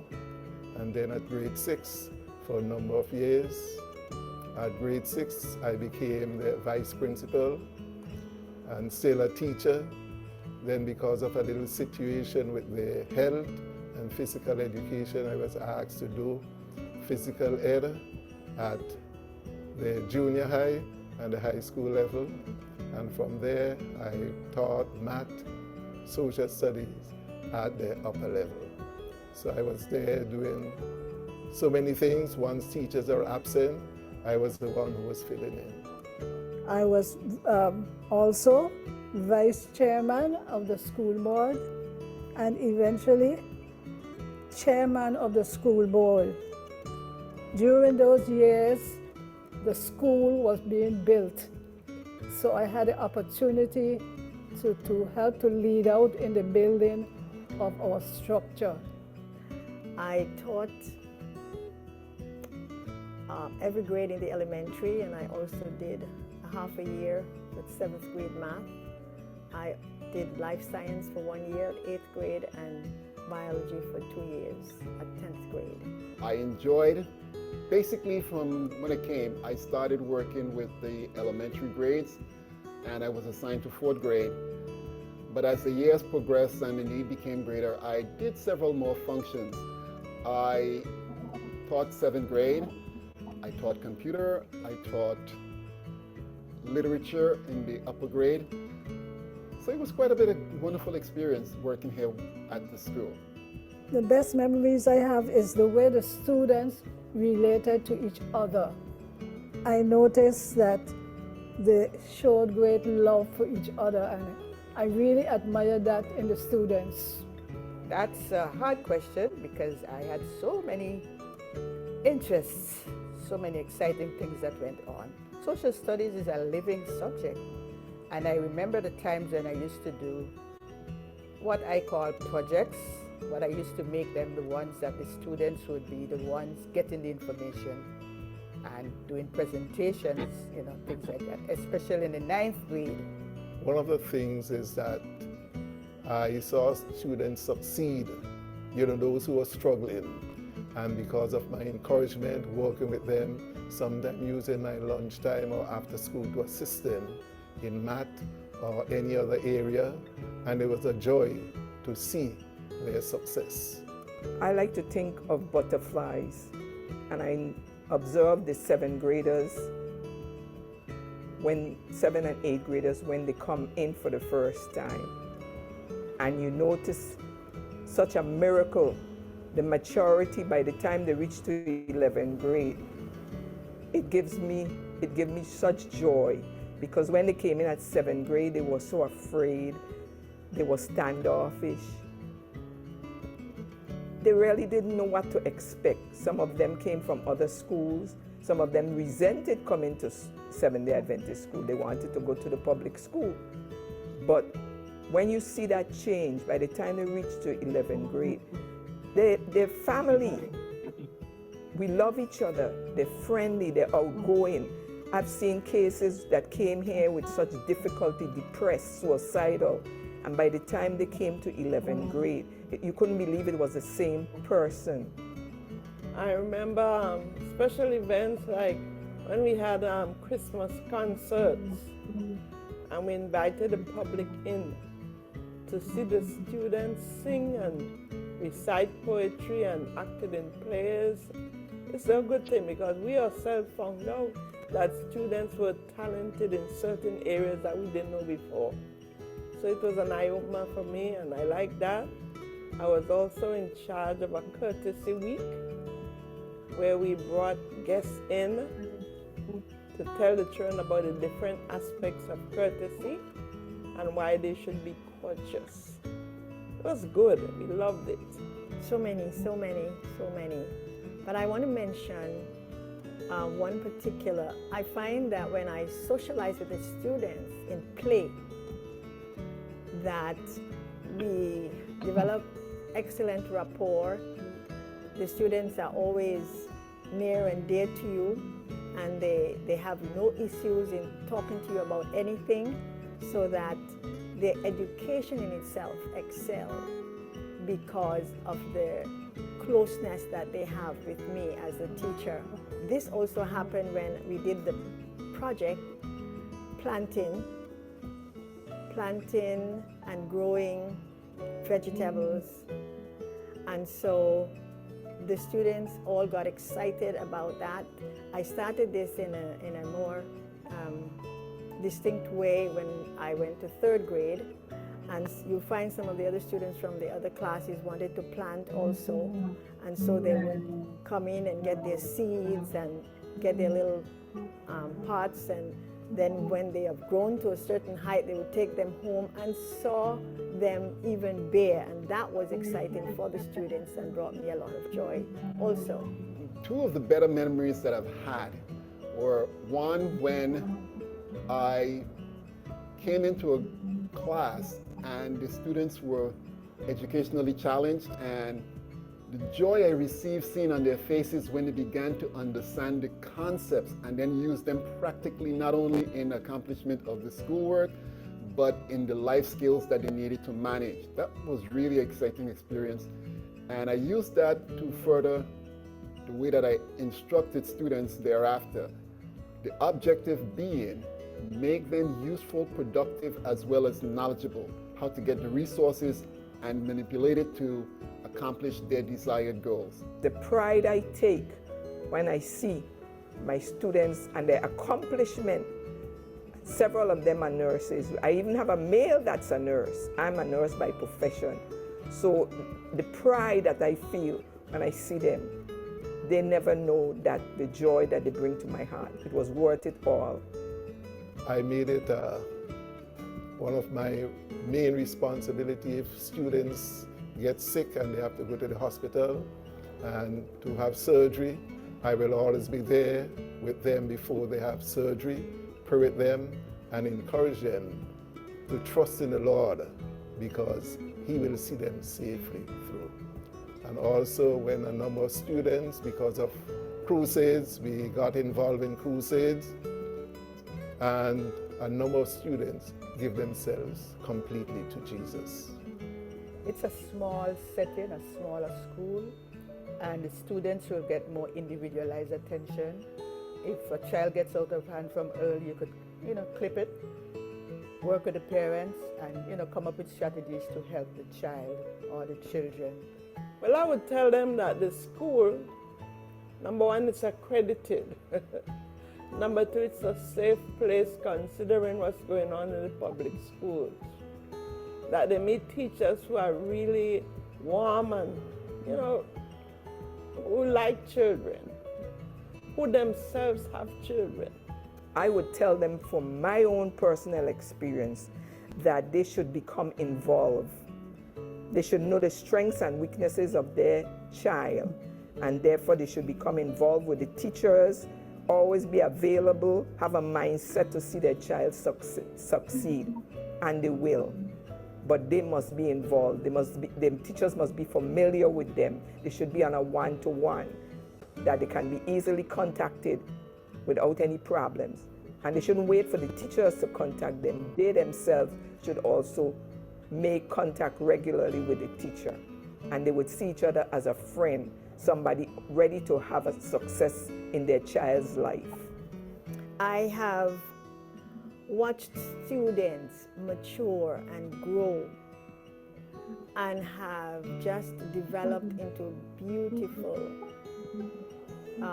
well-behaved young people. I've interviewed some of the students using their life story in the school as the mission story for that day.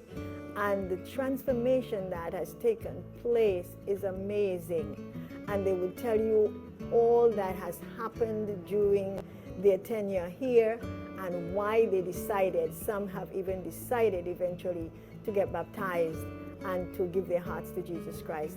The advice I would give is, why are you still waiting and doubting? The school offers a lot. It offers good academics. It offers good social skills. It offers just about everything else you can find in any school. But the Christian component that it offers is more rewarding, because once the student catches a vision of what he can or she can be with God's help, it settles them and it teaches them not only to achieve more economically, but it also teaches them how to relate better, and their actions make a better impact in making society more productive and engaging for others who follow.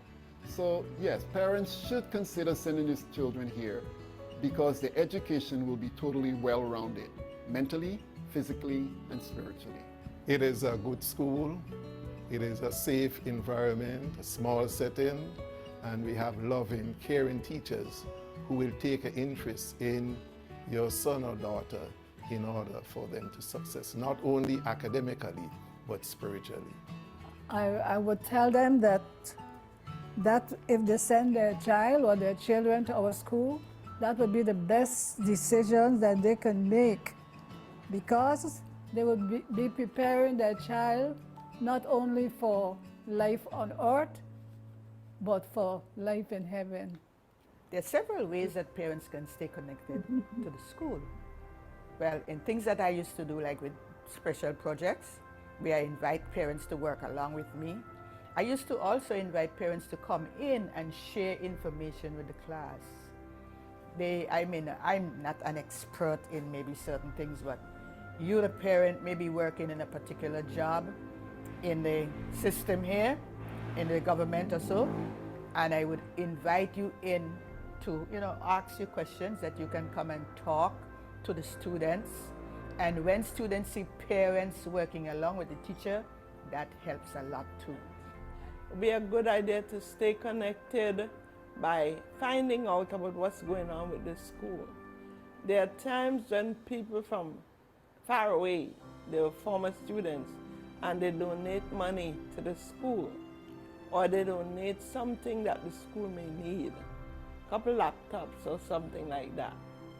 Always be willing to help when you are called upon to help? Well, what they need to do is to, make contact with the teachers, visit the school, maybe join and become a member of the Alumni Association. I think they can stay connected if the school administration keep them informed of what's happening at the school and the progress that they're making. So I think that that's for the administration to keep them properly informed, regularly informed. Support the school with your presence.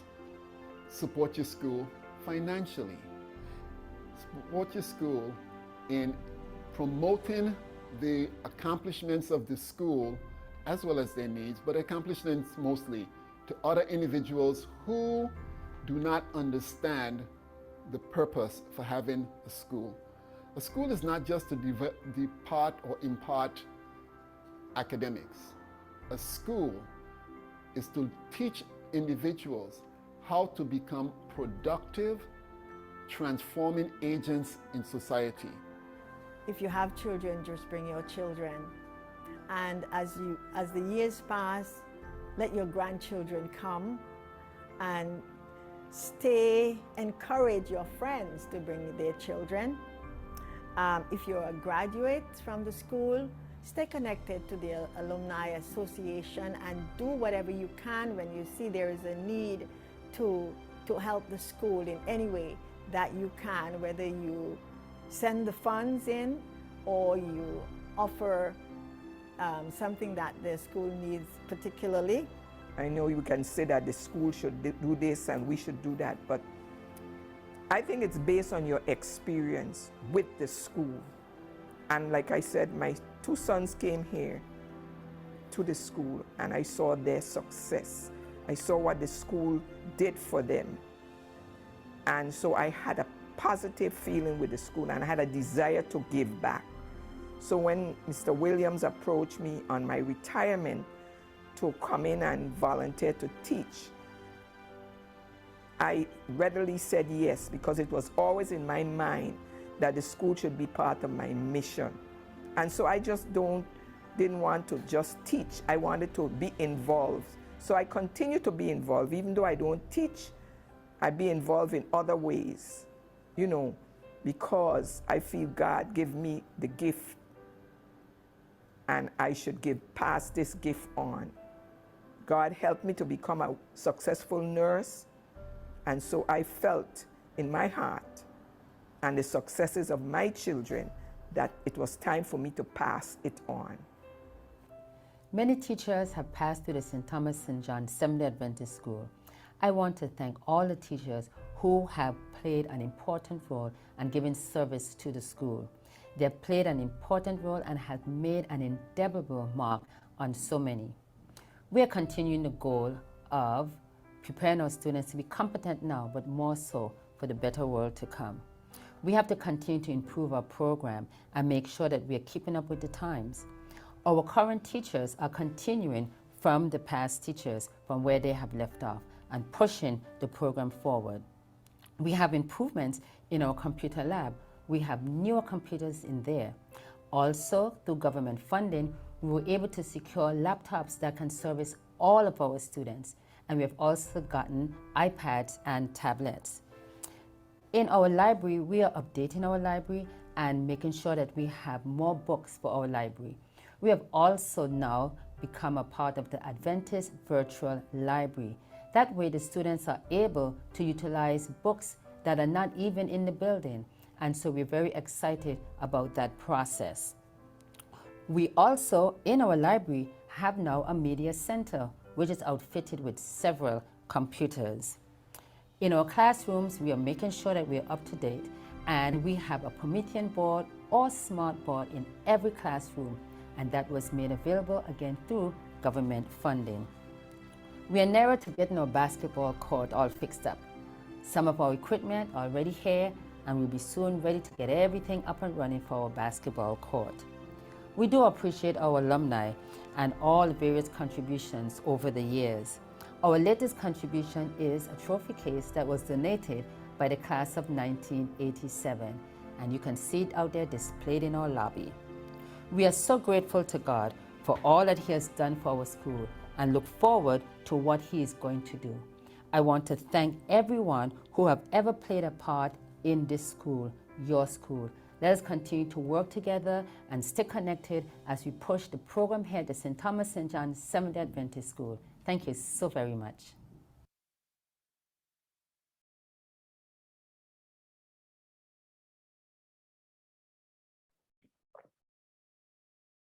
Thank you for that video.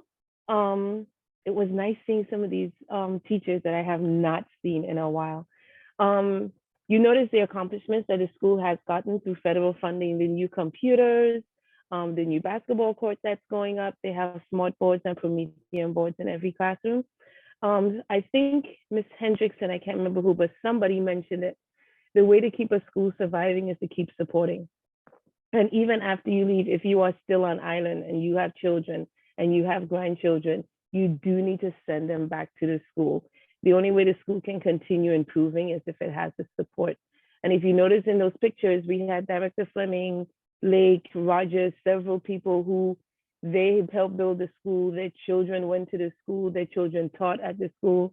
So let's keep the support going for generations and generations, because it does make a vast difference in somebody's education.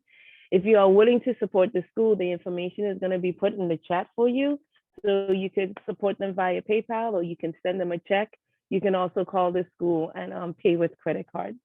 Coming up on the program, we have special music by Muriel James Dublin, who is from the class of 1986.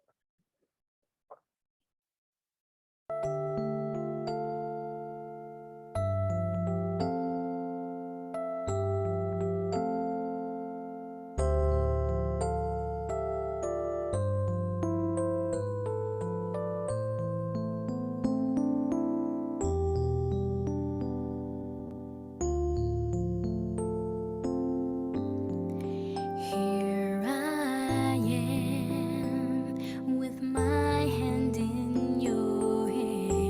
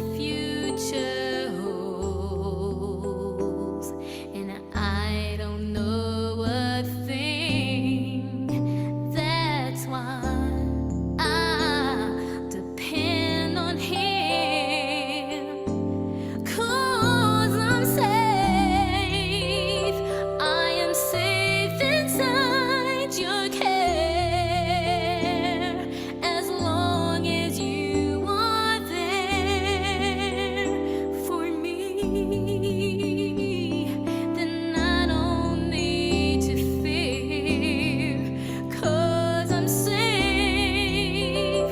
I am safe inside your love. My help comes from above. Yes, I'm safe inside your care. I am safe inside your love. I'm safe inside your loving hand.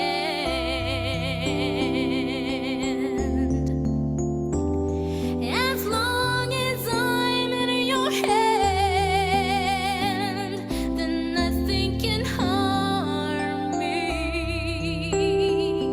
And I'm so glad to know that you are always beside me.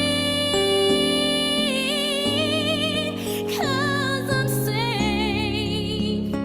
I am safe inside your care. As long as you are there for me, I don't need to fear, 'cause I'm safe. I am safe inside your love. My help comes from above. Yes, I'm safe inside your care. I am safe inside your love.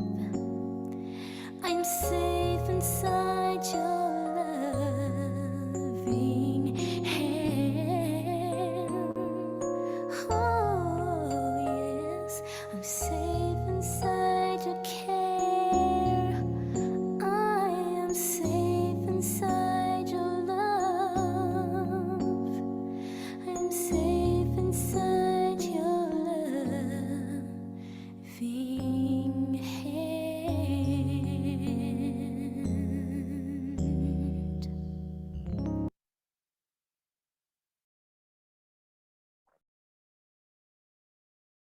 Thank you, Muriel, for that rendition. And thank you, Jack Ananias and Anjane Rogers previously.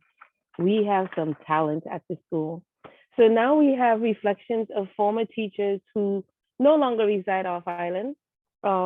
We're going to start with Mr. Morton. So the teachers we have Mr. Morton, Judy Ray McCullough, Nora Herdman Bussell, Beverly Shillingford, and Mr. Harold Brown. So we're going to start with Mr. Morton. Mr. Morton, are you on?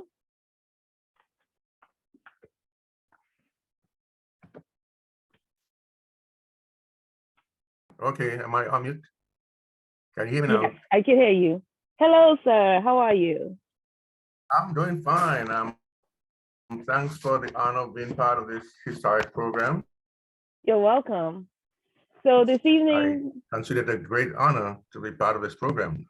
well, you didn't teach me. I came way later, but I've always heard about Mr. Morton. So for those of us who did not have the pleasure to be taught by you, can you tell us what you taught and what years you were at the school?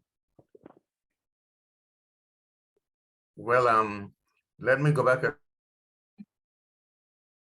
little history. In 1964, December 17, Pastor K.G. Samuels performed the wedding ceremony in Bastion's Gloria Housen. Then he left for St. Thomas. And in 1967, we received a letter from him asking us to join the staff there. And without any hesitation, we picked up our one-year-old son, Linford Morton, and headed to St. Thomas. I taught at the school from 1967 to 1978. First, we were at the old school, as you call it.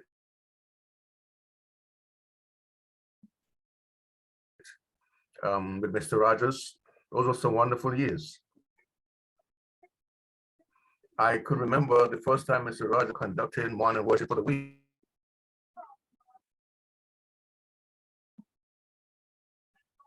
week. That was a very, we did that consistently. As I said, I taught 5th and 6th grade, and old school was the best school.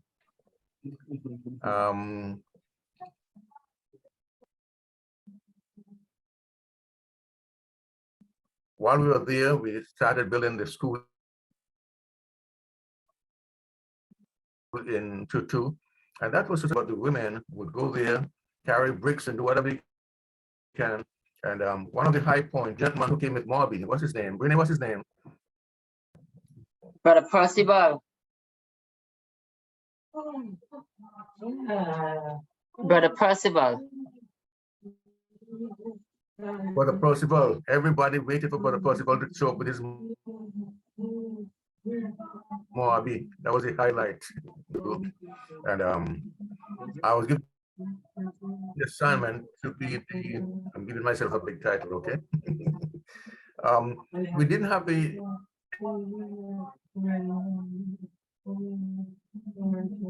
any real equipment, but we managed to have a very great program. There was a community field about maybe half a mile away. So for our P program, the students walked. I said, walk now. That half mile to the field, community field, where the people who were in charge taught. I was not a physical education teacher.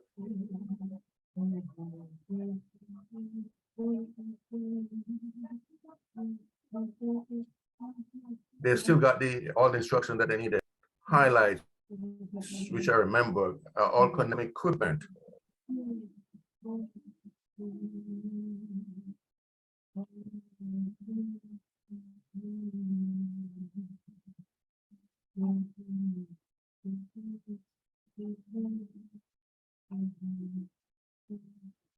Sponsors from the local banks.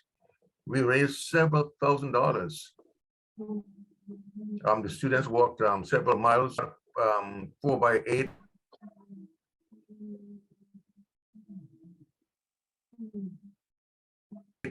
Plywood and painted, and that was a police escort. Another part of the program, which the P program, which I enjoyed, was we needed to add swimming to our program, but we didn't have a swimming pool. The swimming pool was in the city. We didn't have transportation, but there was a gentleman in the school by the name of and every time we had to go to the swimming pool, Brother James would bring his van, park it in the schoolyard, and take my little car to work. That's the sort of support we had from the community.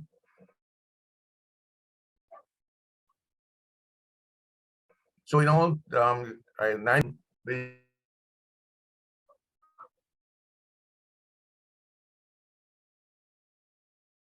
here at the school, and for the work that she's doing now to carry the school forward. Thanks again for being part of the program this afternoon. Thank you for your recollections. We really appreciate it. All right, thank you.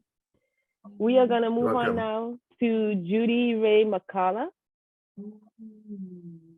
Hi, Judy. Good afternoon, everyone. It is such a privilege to be a part of this program. I guess I'm representing all the people who only taught for 1 year.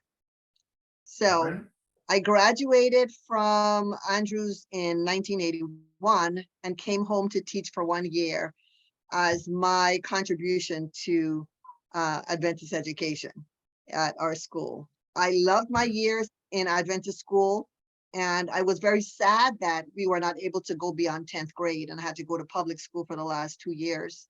So I wanted to come back and teach. So I did. It was an interesting experience teaching for 2 reasons. One, it was my first year teaching officially.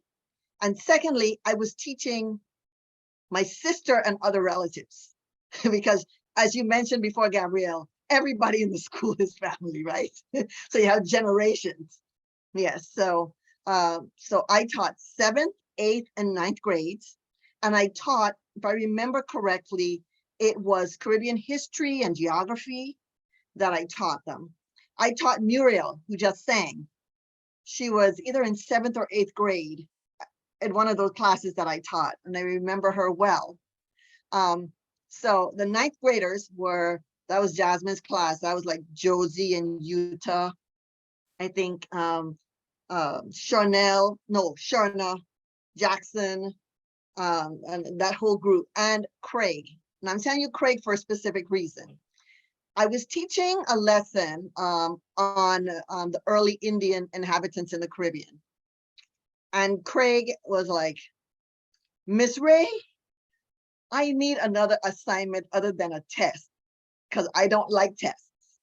And so I thought long and hard, and I was like, what could I give Craig for him to show me the equivalent of a test?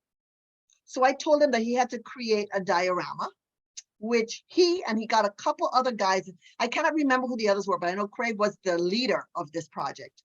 And he created this big board, and he did the early Indian settlers. So they were like Arawaks.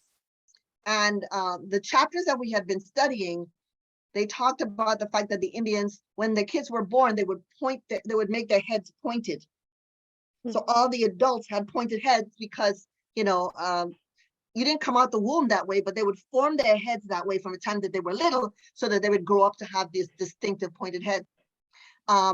So Craig said he's going to do this diorama, and Craig did. It's been 41 years, and I still talk about that to this day. That's how impactful it was. So Craig created this diorama of a village, an Indian village. He had the huts. In the huts, he had the hammocks where they slept. He had Indians laboring in the fields, all with the distinctive heads. He had the fields planted with the tips of the grass that had those little fluffy pieces. He picked them off one by one and planted them in the fields. It was so creative. And because of the detail involved in that, we know Craig probably knew more about that chapter than anybody else who read it, And that was, for me, being a new teacher, realizing for the first time how having various ways for children to express their learning is so critical. And that really helped me well in all the years that I taught since that time. The other memory that stands out for me is teaching that same class. That was the 9th grade class where my sister was in the class. Now, at home, we had a nickname that we called Jasmine. I will not say the nickname on air because I probably will be disowned by her forever. And she was, we were having a class discussion, and I called on her by her family nickname in the class. It just came out spontaneously. She was furious, and the class teased her for a while. Because and I remember that I was like, oh, I apologize profusely to her for doing that. And I said, this is why you shouldn't teach relatives, because you can actually get into trouble. But it also brought me back to 1st grade for me, because my 1st grade teacher was Sharna's mom, Iona Jackson, who was actually my cousin. So I actually had that experience of having family teach me in several classes going through Adventist school. And so the students that I taught, everybody was like, oh, you're a new teacher, you're not going to be able to control the students. That was what I was told. And I have to say, kudos to those students. They gave me no trouble. They were well behaved in my class. I had absolutely no problems with my 7th, 8th, and 9th grade. And, everybody talked about those grades as being, Wayne Aspinall was called Vietnam, right? Because it was such a bad school, because it was that age group. So I was teaching as a new teacher, teaching that age group, and those students were amazingly well behaved for me. And so it actually inspired me to continue teaching. And I have taught teaching in some capacity ever since. So at college, when I'm teaching college students, it's not the same as teaching junior high, but that junior high class gave me a good foundation to start. And those years from 7th, 8th, and 9th showed me that little kids can really impact teachers in a major way. So kudos to the parents, to the teachers who taught them before, because when I got them, they were all right. Awesome, thank you. I haven't been taught by one of this, but I did teach my girls, and I taught the oldest from 6th grade to 9th grade. And one day I did call her by a name that we use, and the whole class knew better than to call her that because I was going to jump on them. But yeah, I do understand that of teaching relatives. So yes. Thank you for representing the one-year teachers and for cutting your teeth on middle school students, and not the easiest to start your first year teaching on. That's right. Trial by fire. Trial by fire. Thank you very much, Judy. Next, we have Miss Nora Herdman Bussell. Yes, I'm on. Hello, Miss Bussell. How are you? Oh, just wonderful. Nice to see you. Nice being seen. I've been enjoying all of this weekend, and it's nice to hear some of the stories and things that I went through that they have gone through too. Yes, they have. So for your section, same thing. What did you teach? When did you teach it? And what's your favorite memory? Well, I had a great privilege of beginning in 1978, and I taught to 81, and I started the business ed program. And again, it was my first official teaching job. Wow. And it was an interesting, not only being a first year teacher, but the culture change from living up in Michigan, where we had 7 feet of snow or something ridiculous in that January, to coming down there. It was a beautiful change until Christmas came, and I was a little sad I didn't have snow, but I enjoyed the beach instead. That's good. That's good. So what's your favorite memory? My favorite memory was the first day of the second school year I taught, when all my students were happy to see me that I came back. It was a thing back, well, we had a lot of people, they'd come teach and then they would leave and they would never see them again. And I kept telling them, no, I would be back. And I came back and they were thrilled. I also had the privilege my first year of teaching some 7th and 8th grade geography classes, because they needed to fill up my schedule for starting the business program, because I had to start somewhere. So I had the 10th grade class was my homeroom. And that was my second favorite memory, is that they were actually like my kids, because in October, we didn't have school on Mondays. So every Monday, instead of having school, it was a holiday. Friendship Day with Puerto Rico, Columbus Day, different things. So we would go to the beach. I was the only teacher that took my whole class to the beach, and we'd have a good time. They'd come to my house. They'd hang out sometimes on Saturday nights over at my place. It was, I just felt like they were my students. And I mean, not only my students, but my kids. And to this day, I'm still in contact with a lot of them. And I still refer to them as my kids, even though it's been 42 years now. Wow. Since I taught there. But it was a grand experience. I'm happy to see Mrs. Rogers.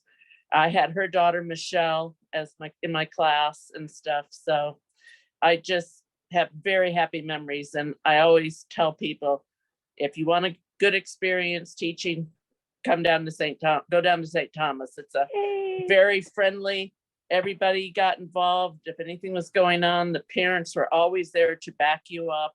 I too didn't have a problem with discipline, because I tell them, if you don't behave in my business program, you'll be taking a required class. So I had no discipline. And then I'm happy to see that they've advanced to computers, because when I taught, I started on manual typewriters. And if we had no power, we could still teach. I could still teach, which was the biggest thing back then. So I'm sad Hurricane Hugo went through, but I know it upgraded things at the school. Well, thank you. And your starting the business program led to, I know I took accounting. Oh, good. And I did do typing, but I did on the electric typewriter. But so see, it has trickled down. And Michelle Rogers, I believe she's now Bully, she taught me Caribbean history when I was there. I don't remember what grade that was. So it carries on and is going on for generations. So thank you very much for the years that you have worked for us at 7-Day School. Thank you. I You're appreciate it. welcome. Thank you for inviting me to be here. Thank you for coming. Our next teacher is Beverly Shillingford.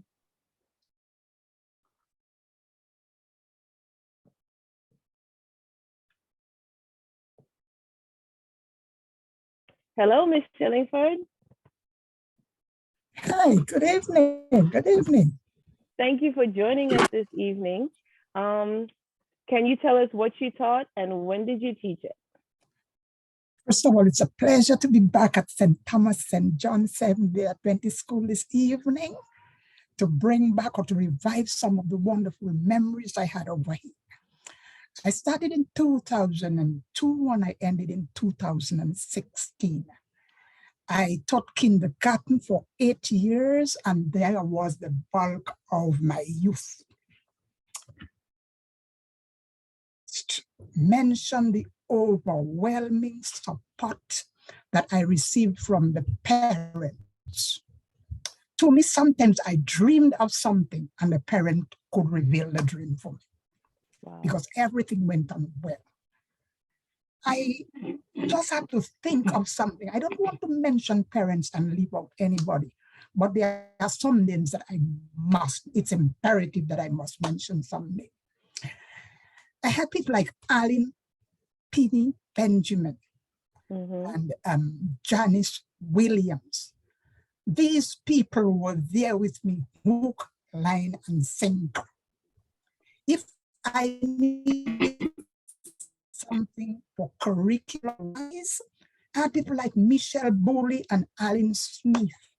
I had Monique Blake and Kabisa Smith. These were people, all the parents were there with me, but these were the core group that had me going. Miss Rogers was with me, Miss Angel Rogers. She was my assistant. But believe you me, I must mention Miss Coral Hodge. Miss Hodge had my back, my front, my top. Miss Hodge was there with me. Oh my goodness. Miss Hodge will never know how much I appreciate the help that she gave me. Miss Hodge was a seamstress. She was a cook. She was a therapist. She was a psychologist. She was a seamstress. She was a barber. If Miss Hodge could perform surgery on the children in the class, she would have done it. She was there with her all. And don't speak and forget the spiritual aspect. One of the pleasant memories I know, let me see. When I speak about the support of the parents, I remember when Sarah Molina was supposed to be, I don't call it graduation because it was kindergarten. So it was promotional exercise. The support was so grave that her grandmother in Puerto Rico said she was coming down and she would prepare the graduation on her own. And that woman came down from Puerto Rico with boxes of everything and prepared the thing so well for us. One of my pleasantest memories was in 2003 when I came from Maryland. Usually I go to shop and bring things. And there are always more girls than boys in a class. When I came at the beginning of the term with my bags, with everything, Miss Watley stopped me and she smiled. And she said, Mrs. Shillingford, I have a surprise for you. And I'm wondering, what kind of surprise Miss Watley, late Mrs. Watley has for me? She told me, you have a class of all boys, not one girl. Wow. When she saw my face, she said, okay, I think there are 2 girls who might come, but will not shout them. Miss Hodge again came with me And we organized the class and did things. Goodness, I shopped. I bought shoes and outfits for school, but I had to discard all of them and get a pair of sneakers. And that's where Miss Rogers came in, because Miss Rogers is the strong one, the athlete. And this was one of my best years in all my 50 years of teaching, all boys. Maybe you can see them here. That was our graduation exercise. The theme was for the year was Sailing on the Sea of Success, all boys. One of the high memories of that class, Sister Cardin, I have to mention your name. Sister Cardin was pregnant with her first, with a Johnny Sear, carrying Johnny Sear. And at the end, she was having problems. So she came to the school and said, Shilling, boy, I need prayers, I need prayers. So she came to the teacher's devotion and we prayed with her. But she came to the kindergarten class and she said, Shilling, I want you to pray for me. I tell her, no, I'm not going to pray for you.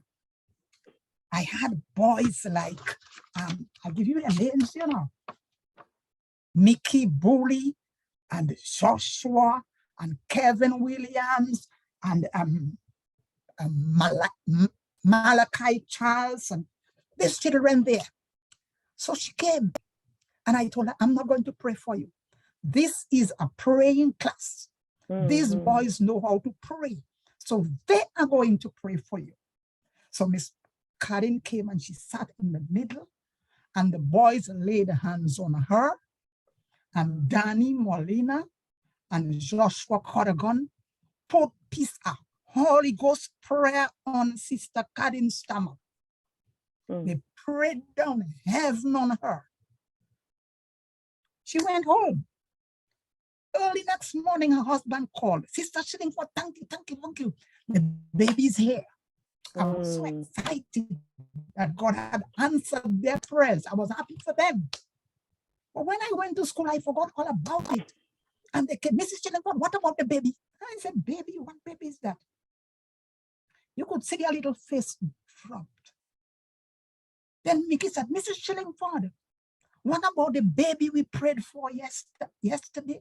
I said, oh, yes, the baby is here. The baby is here. Her name is Johnny Sear. And you could see the boys giving each other high five. God answered our prayers. It was so amazing. This was just one of the best classes I've ever had. All boys. We had another one. Another memory that I have is when Dr. Brown came and he introduced itinerant teaching. So although I did 7 years in kindergarten, I did 4 years in grade 6. Then I had 4, 5, and 6. And then that year he had something, it was a social event where we either had to dress up like twins or like triplets. And Mrs. Parsons, Miss Joshua, Miss Fleming, deceased, and myself, the 4 of us dressed. And this just gave me a cool memory to remember something enjoyable when I remember Miss Fleming, because she was my darling. And so I have that picture that I can look and remember Miss Fleming. They were wonderful days at the school, I can't lie. We had 1 year where we had for graduation, sailing high in 2005. And everybody was dressed like an air hostess. I contacted American Airlines and they even sent one of their agents to come during the graduation and gave the announcement like you on the plane talking about turbulence and all of that. And they gave us a little trinket. So the girls had, the children had their little emblems and they just fixed us up so well. 1 year we had God's Garden. And once again, Sister Corrigan arranged the back of is it Shiloh Church? Yes.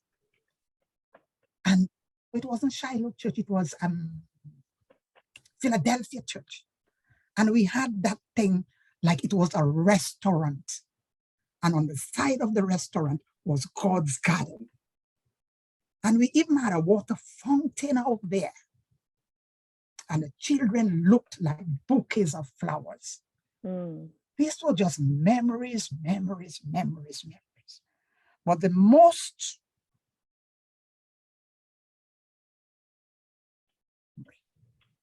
was the week of prayers, the devotions every day to help you to prepare, because the challenges were great. Although all the parents were there with me, I cannot lie.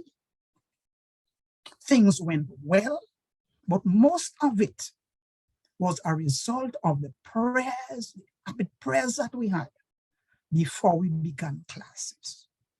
And during the interspersed, during the year, we had a week of prayer and all the other things that made school life. So the school, while I was there, was what it is. Not because of us, it's nothing to do with us, but because of the prayers that were lifted. I remember there were prayer warriors who would come and pray around the school when the school term was about to begin. And all these were some of the things that gave the school the power that it had to move on and to be successful. I thank Mr. Williams for giving me the opportunity to be there. And I thank Dr. Brown for helping me to move on. I thank the staff, Mr. Laws, Ms. Rogers, and Osborne, and all the others, Ms. Greenaway, and all the others who supported me. And the parents, kudos to you all. Alan, you got your gift this morning. And I thank God for that. I could not give it to you, but you got it. Let us get our flowers while we're living. And I'm sure I can say I got it from St. Thomas, St. John, Seventh-day Adventist School. Thank you very much for inviting me, Mrs. Hodge. It's been a pleasure. God bless. Thank you. Thank you. Your memories are very... And may I jump in there and say that the person that did that was the superintendent for Sabbath School this morning was the baby that Ms. Chillenford just spoke about. Janicia. Yes. She was the superintendent for Sabbath School. All right. Okay, thank you. So coming up is Mr. Harold Brown. So if Ms. Hodge didn't ask me to host, I was still tuning in just to see Mr. Brown, because I don't think I've seen Mr. Brown since he left. He taught me Bible and math for 7th and 8th grade, and he was also intimidating. So, hi, Mr. Brown. So psyched I am. I think class of 92 is psyched. Oh my goodness. Yes, yes. I hear Abinell saying, oh my goodness. Yes. Hey, Mr. Brown, wow. Mr. Brown. So, oh yes, guys, yeah. I mean, I've taught. You say hi, Abinell? Yeah, so we are all excited to hear you. So I'm going to do like I did with others. What did you teach? When did you teach? And what are your favorite memories? Guys, mute your mic so he can talk. So I was surprised, first of all, when I got the call from my son-in-law, Linton Charles, and he's a trickster. So we work together now, and can you imagine, those who know him, you know what I'm dealing with. So when he said, I have a surprise for you, I said, well, you always have surprises, but you're full of tricks, so I don't believe you. Then he said, it is from Miss Lake. I said, Lake, which Lake? Because I know both lakes, you know, the one from Shiloh and the one from City Church. But I was thinking Joel, because Joel was always trying to get in touch with me, and I'm surprised he's not on here, because Joel claims that he's the best math student that I have ever had.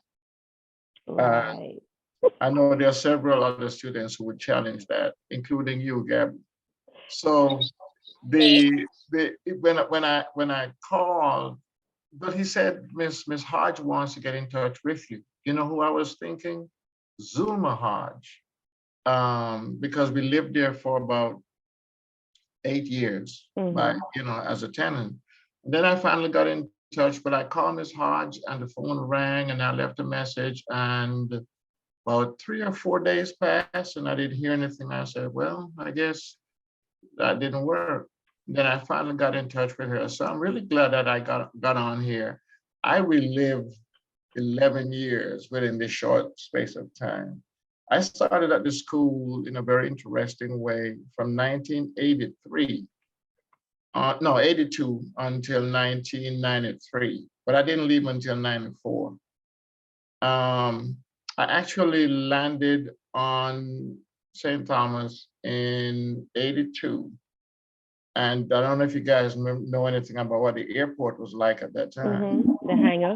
Yeah, I was disappointed. I was sad, because I was coming to America's paradise.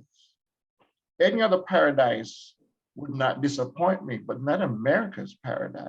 So when I landed, first of all, when the plane was coming into land, I'm looking down for this, spacious and luxurious airport, and I'm seeing this little thing. And as we got closer and closer, I'm like, this thing is going to land in the water. Keep in mind now that I've traveled from Jamaica, from Kingston, Jamaica to Montego Bay, from Montego Bay to Miami. And all of these were American Airlines, the big ones. And now here I am on Premier. You guys who are older might understand. There's a major transition. And so I was upset all the way. My wife met me at the airport and she was excited. I'm like, I don't know why you're excited. What are you so excited about? So we got up to the school and I met Mr. Maynard. Mr. Maynard shook my hand and he said, welcome to our school. So I said, what do you mean, welcome to our school? He said, I heard you're a math major. I said, yes. He said, well, we have a space for a math teacher and a Bible teacher. I said, well, you have the math teacher. He said, you went to Westerners College? Is that Adventist school? I said, yes. He said, well, you're a Bible teacher. So I got the job as math and Bible. So I taught math and Bible, 7th and 8th grade. And middle school, I remember somebody saying to me when I started that they don't know which is worse, teaching middle school or teaching students on crack.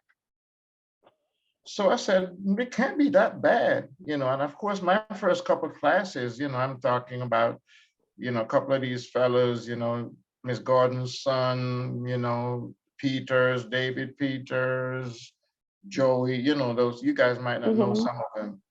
And I had put the fear of God in them, I'm like, this, you don't want to mess with me because, I will take you outside. And I spoke with the parents and they said, Mr. Brown, whatever you need to do with these boys, get them straight. And so with that, they realized who was in charge. But one of my most favorite memory, and I'm not going to select, all my classes were great. So, I know with 92, by the way, that class did some stuff. We used to have to go down to, we had to go, good stuff now. We used to have to go to the church for chapel. You guys remember that? And when it rained, we would have to stay in the church for a little longer. But eventually it was a class of 92 that started to ask questions as they normally would, question everything, every reason. Why was the God is the Victor book, the Bible book, why was it not a bound book? Why was it in a folder? They fussed about that, Miss Hodge. And I'm thinking, well, guys, what's wrong with you? They fussed about it. And they eventually put it in one book, eventually. And I'm thinking, these guys don't give up. And they were the ones to ask, why couldn't we have chapel upstairs? Yeah. Chapel upstairs where we would pull the partitions. I do not know if they still have those sliding doors.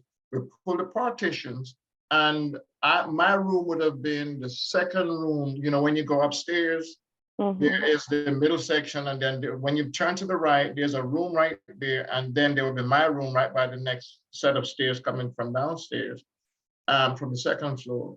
And so we would open the partitions and we started having our chapel services upstairs.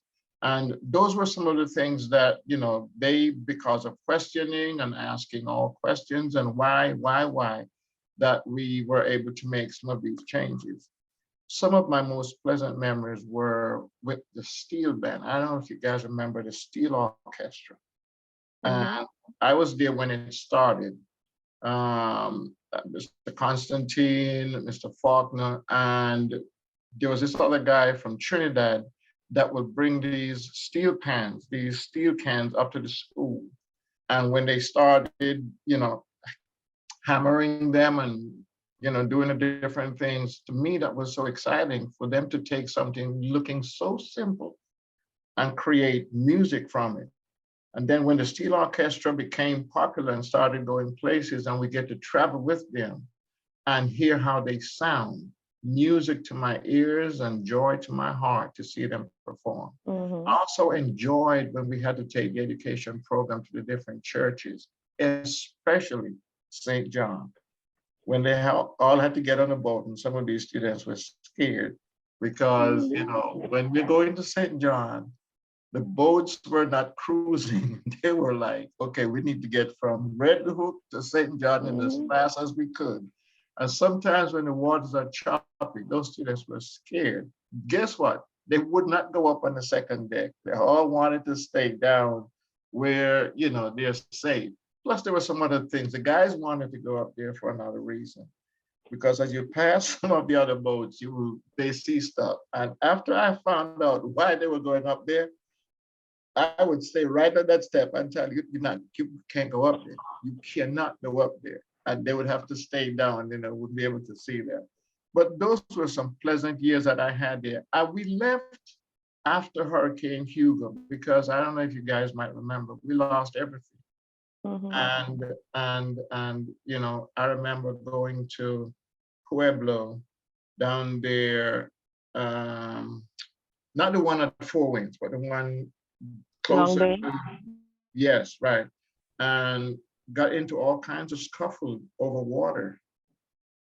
We had 3 children, and we couldn't get water.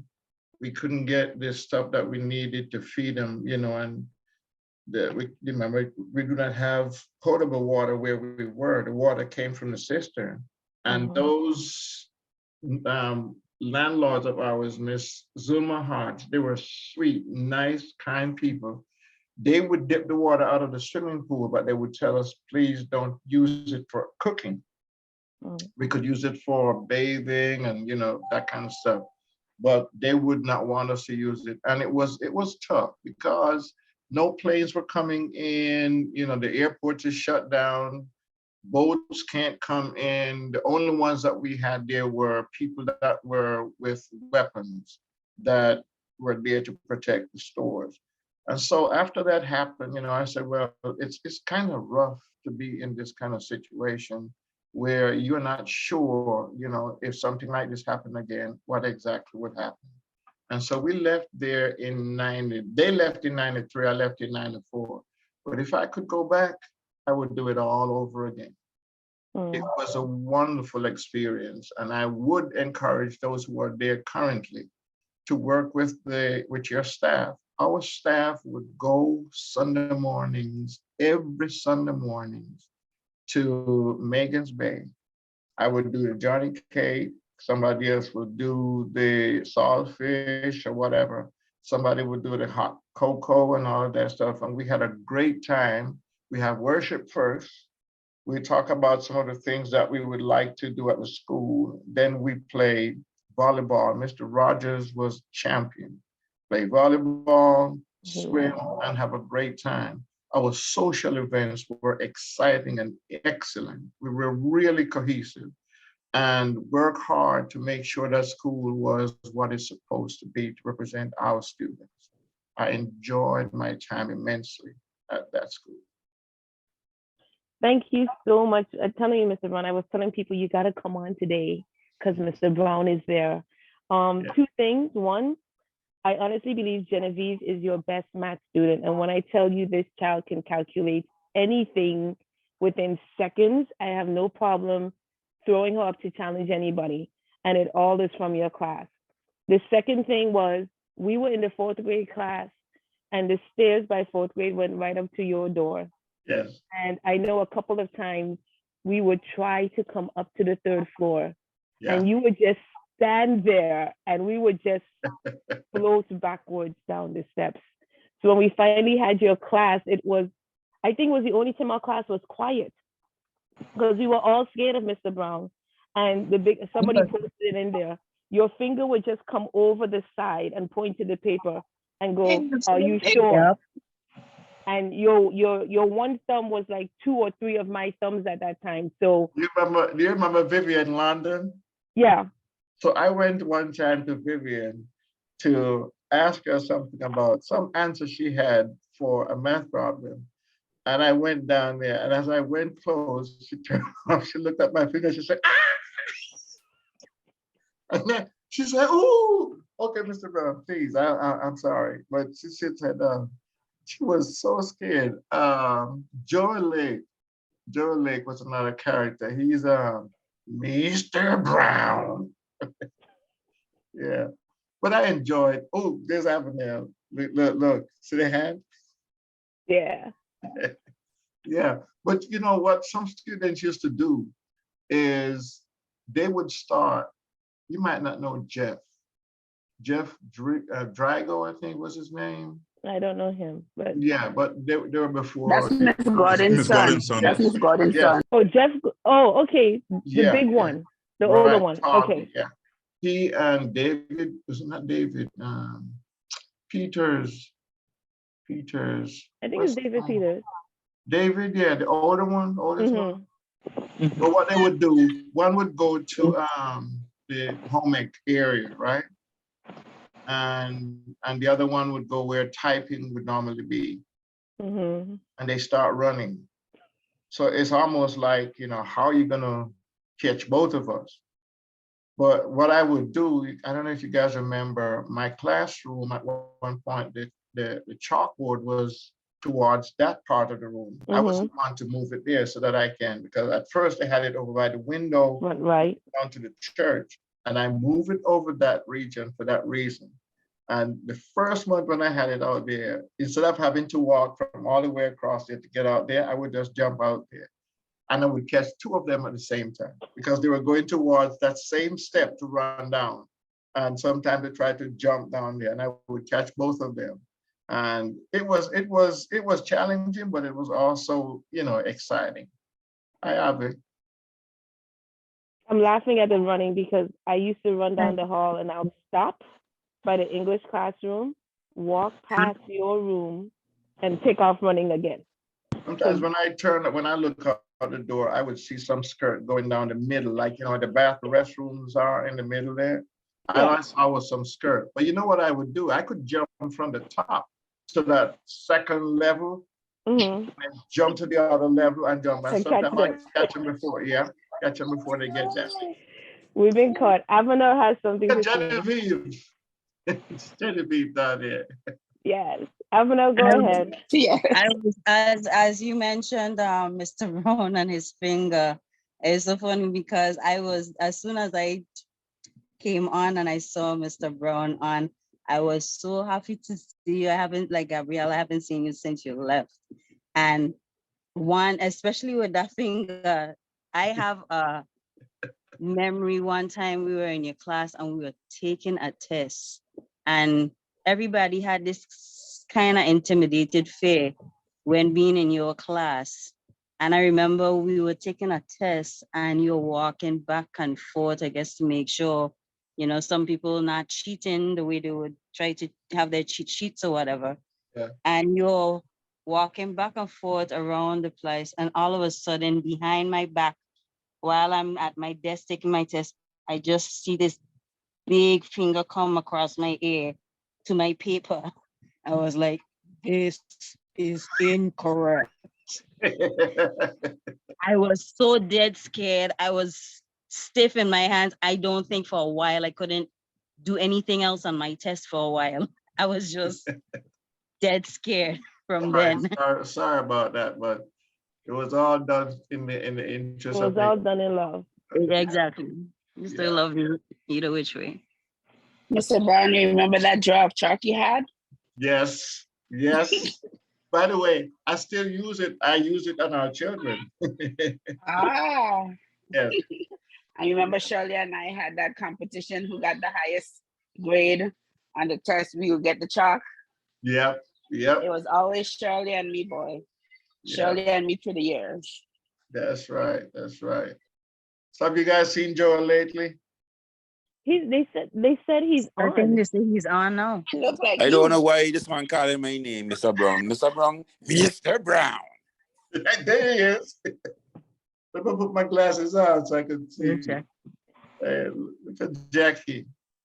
Where's Joel? Joel, we can't see you. That's a good thing. I don't want to be seen. Boss. Joel, you see, he's up here, but then no, he's gone. His mic is mute. He hiding. Yeah. And he always wanted to see me, but no, he's hiding. Show your face, Joel. Show your face. Orange James, what's going on? All right. Good. Yes, yeah, I see you. I watch you on Facebook every now and then. Yeah. Good. Everything is safe. Yeah. Well, 92 is in the house and others. Yeah. Yeah. Hello, Where Mr. are you now, Brown. Mr. Brown? Where are you now? Where are you now? I'm in Huntsville. I was in Birmingham for about 18, 19 years, Alabama. And I moved to Huntsville 2017. And I work a year at the school system. And then right after that was when the pandemic started, making stuff complicated. Was 64 years then. And I said, you know what? I'm going to be penalized, but guess what? I'm near enough to retirement. See you. And so I jumped out right then. So this would be like my third year since, coming out of retirement. But listen now, retirement means retire. For so what? My brother-in-law told me this a couple of years ago that he retired to work. But that's what I do. I keep very active, and you're looking good. Yeah, working on it. By the so way, now I have an excuse to come to Huntsville. Yeah, Sherry Ann. You have a Santa Claus to hire. Yeah. Sherry Ann, at one point, I remember I had a full head of hair when I started, and teaching middle school. She came to me one day and she said, I don't know where she saw it, but she looked at the right back here. And she said, Mr. Brown, I think we're giving you such a hard time. You are going bald. And I said, no, not me. She said, it's about the size of a quarter. I said, you could see that already? She said, yep. And then she said, I'll never forget, every time I see her, I remind her. She said, don't worry, Mr. Brown. By the time it gets to that stage, I'm going to find a cure for it. Look at it now. Steal you money. Yeah, but it was a joy seeing you guys, and I know we're wearied you guys out, and but it was a pleasure. This is unforgettable. Thank you so much, Mr. Brown. I'm glad. However, hi to Miss you Brown. me down. What, Jenny? Say hi to Miss Brown for us too. Oh, hi to Miss Brown and the kids who are all grown with kids, but everybody. Yeah. Right. So, I'd love Ms. to Hart, see all of thank you them. for finding Mr. Brown for us. You see, Yeah, we hijacked the program. Okay. All right. So, guys, you see the influence that we have had, the influence teachers have had. In the chat, we posted how you can support the school. So financially is not the only way you can support the school. If you have time and you're on island, you could volunteer. You could help them volunteering. They need mentors. You could help mentor a young person. And if you want to substitute, you can substitute. I substituted for a year up here, and God blessed me. All my bills and my children's tuition was paid. I don't know what it is like at home, but you do get a good little, change there helping substitute. So, and substitutes are very hard to come by. So if you can Yes, substitute, they if you are. can mentor, if you can volunteer, please help. If financially is something you cannot do, you can do it in one of those other ways. And trust me, it's gonna visit generations coming. We have special music from Neville Peter, who attended the school.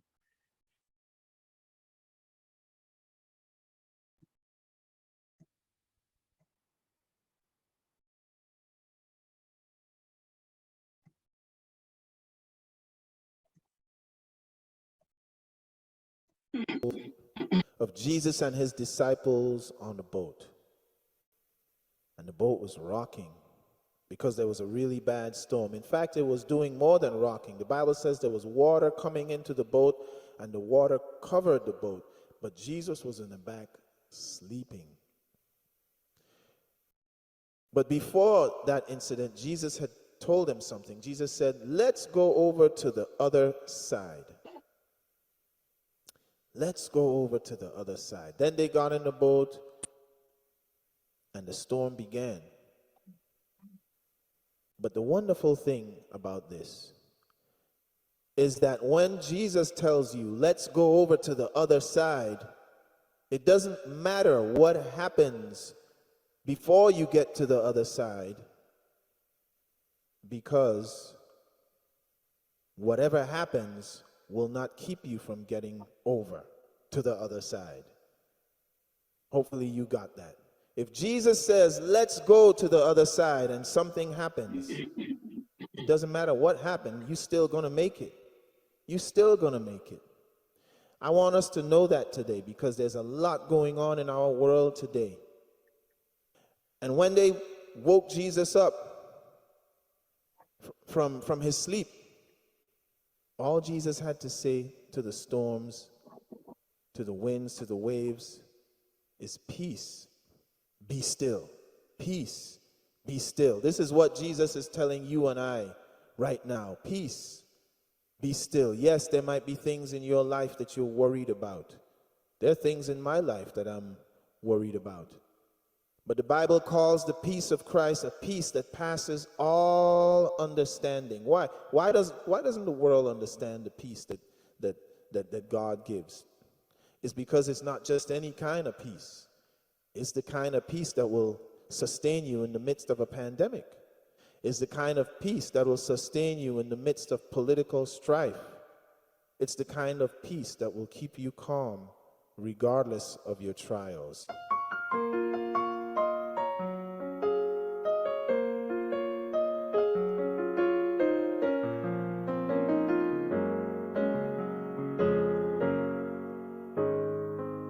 The winds and the waves sweeping over my soul. Peace, be still. God is real, and anxiety feels like it's gonna take control. Peace, be still. God is real.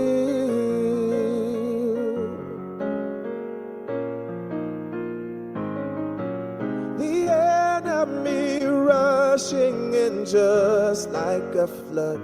Oh no, peace, be still. God is real. I remember how he lifted my soul from the mud. Peace, be still. God is real.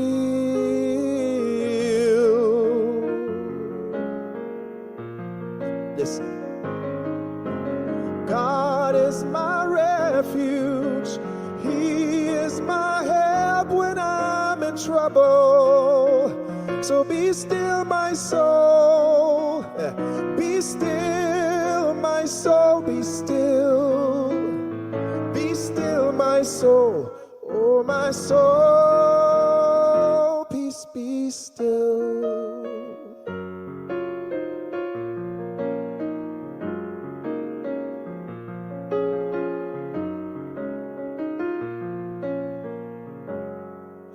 The Lord is my light and the strength of my life. Oh yeah, Peace be still.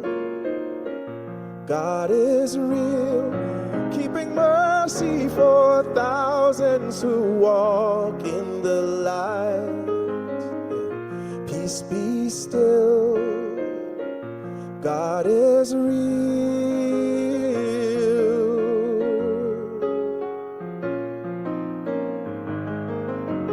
God is my refuge. He is my help when I'm in trouble. So be still, my soul. Be still, my soul. Be still. Be still, my soul. Oh, my soul.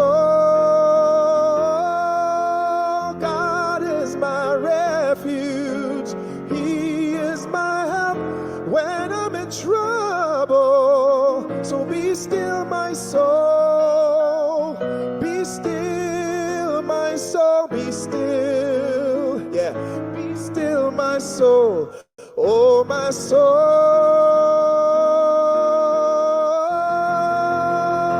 Peace be still. Peace be still.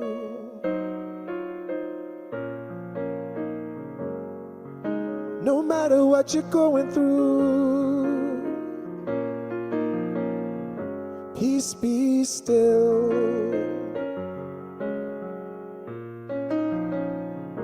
Peace be still.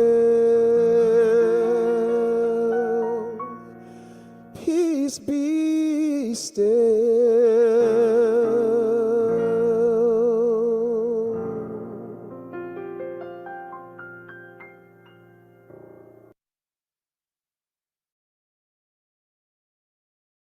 Thank you, Neville, for that rendition.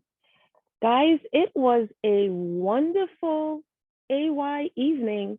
I saw pictures, I learned things, I saw people whose names I've only been hearing through the years. And we heard how great the class of 1992 is, not only from our voices, but from other people. We saw Mr. Brown, we saw Mr. Morton, we saw a whole bunch of other teachers. And most of all, we got together to celebrate the legacy of St. Thomas St. John's Seventh-day Adventist School. I was being funny last night and I said I was sentenced for 8 years. And in my sentence, it molded me and crafted me into the person I am today. In my teaching, every teacher I have had is in me as a teacher with my students. And Mr. Brown, the same way you intimidated us, I have students who say I scare them. Why would this beauty scare somebody? I don't know, but I do. But I do know two things. One, St. Thomas St. John's Seventh-day Adventist School is there because God wants it to be there. It was built by his people, it is being sustained by his people, and it will last by his people. All of us are St. Thomas St. John's Seventh-day Adventist School. Find a way to support a school. If you're off island, start a chapter. And in your chapter, you figure out how you can help the school. If you're at home, support, volunteer, mentor, substitute, help them find grants, help them figure out how they can help improve the school, curriculum-wise, professional development. But there is something in each of us to help the school to be a better place. And I hope you do find that. I hope you do find something that you can help the school with. As we close out tonight, please look through the chat and find the information on how you can support the school. I think, yep, I could post it one. Nope, I cannot.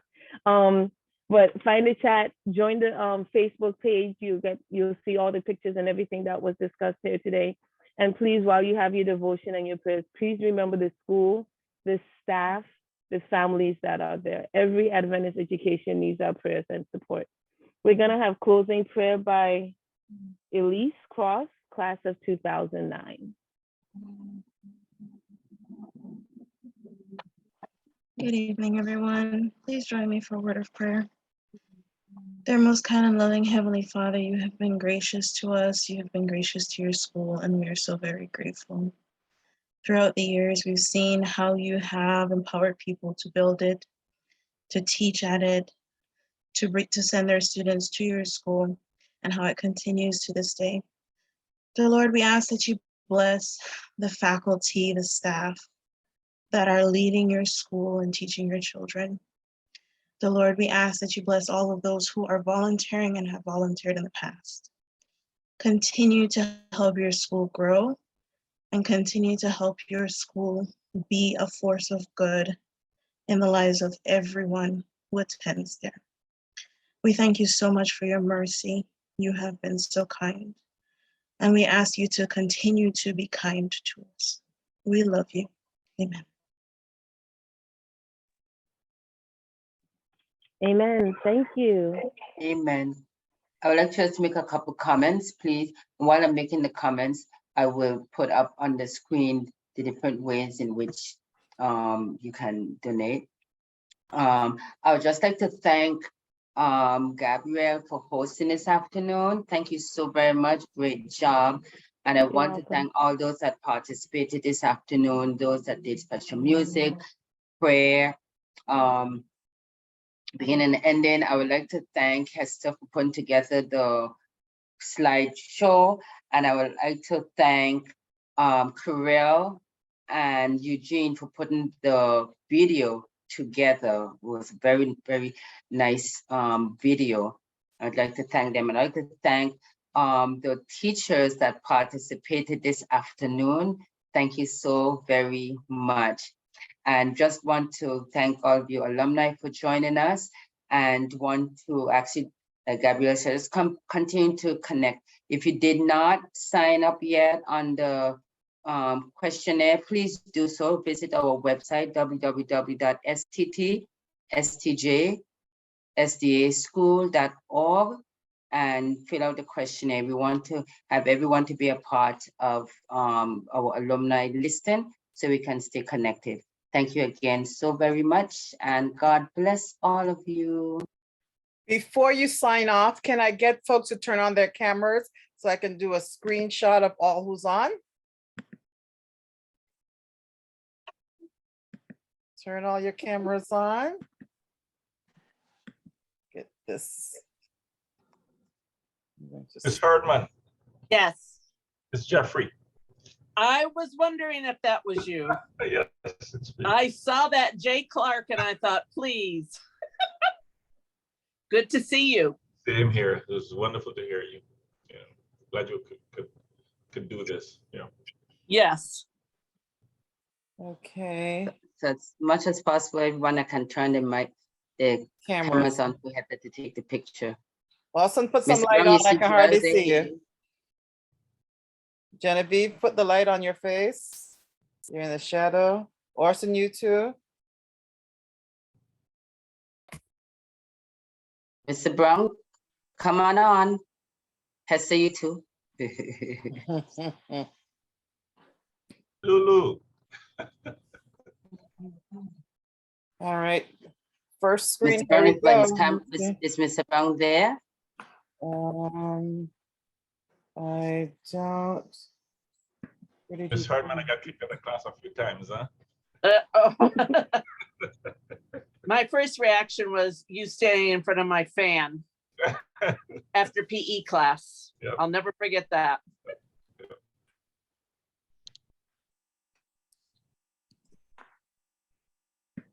Okay, first screen. And the second screen. Here we go. Okay. All right. Thank you. All right. It was great. Maybe Thanks, next year we'll have everyone. more. What was that? I said maybe next year we'll have more participation.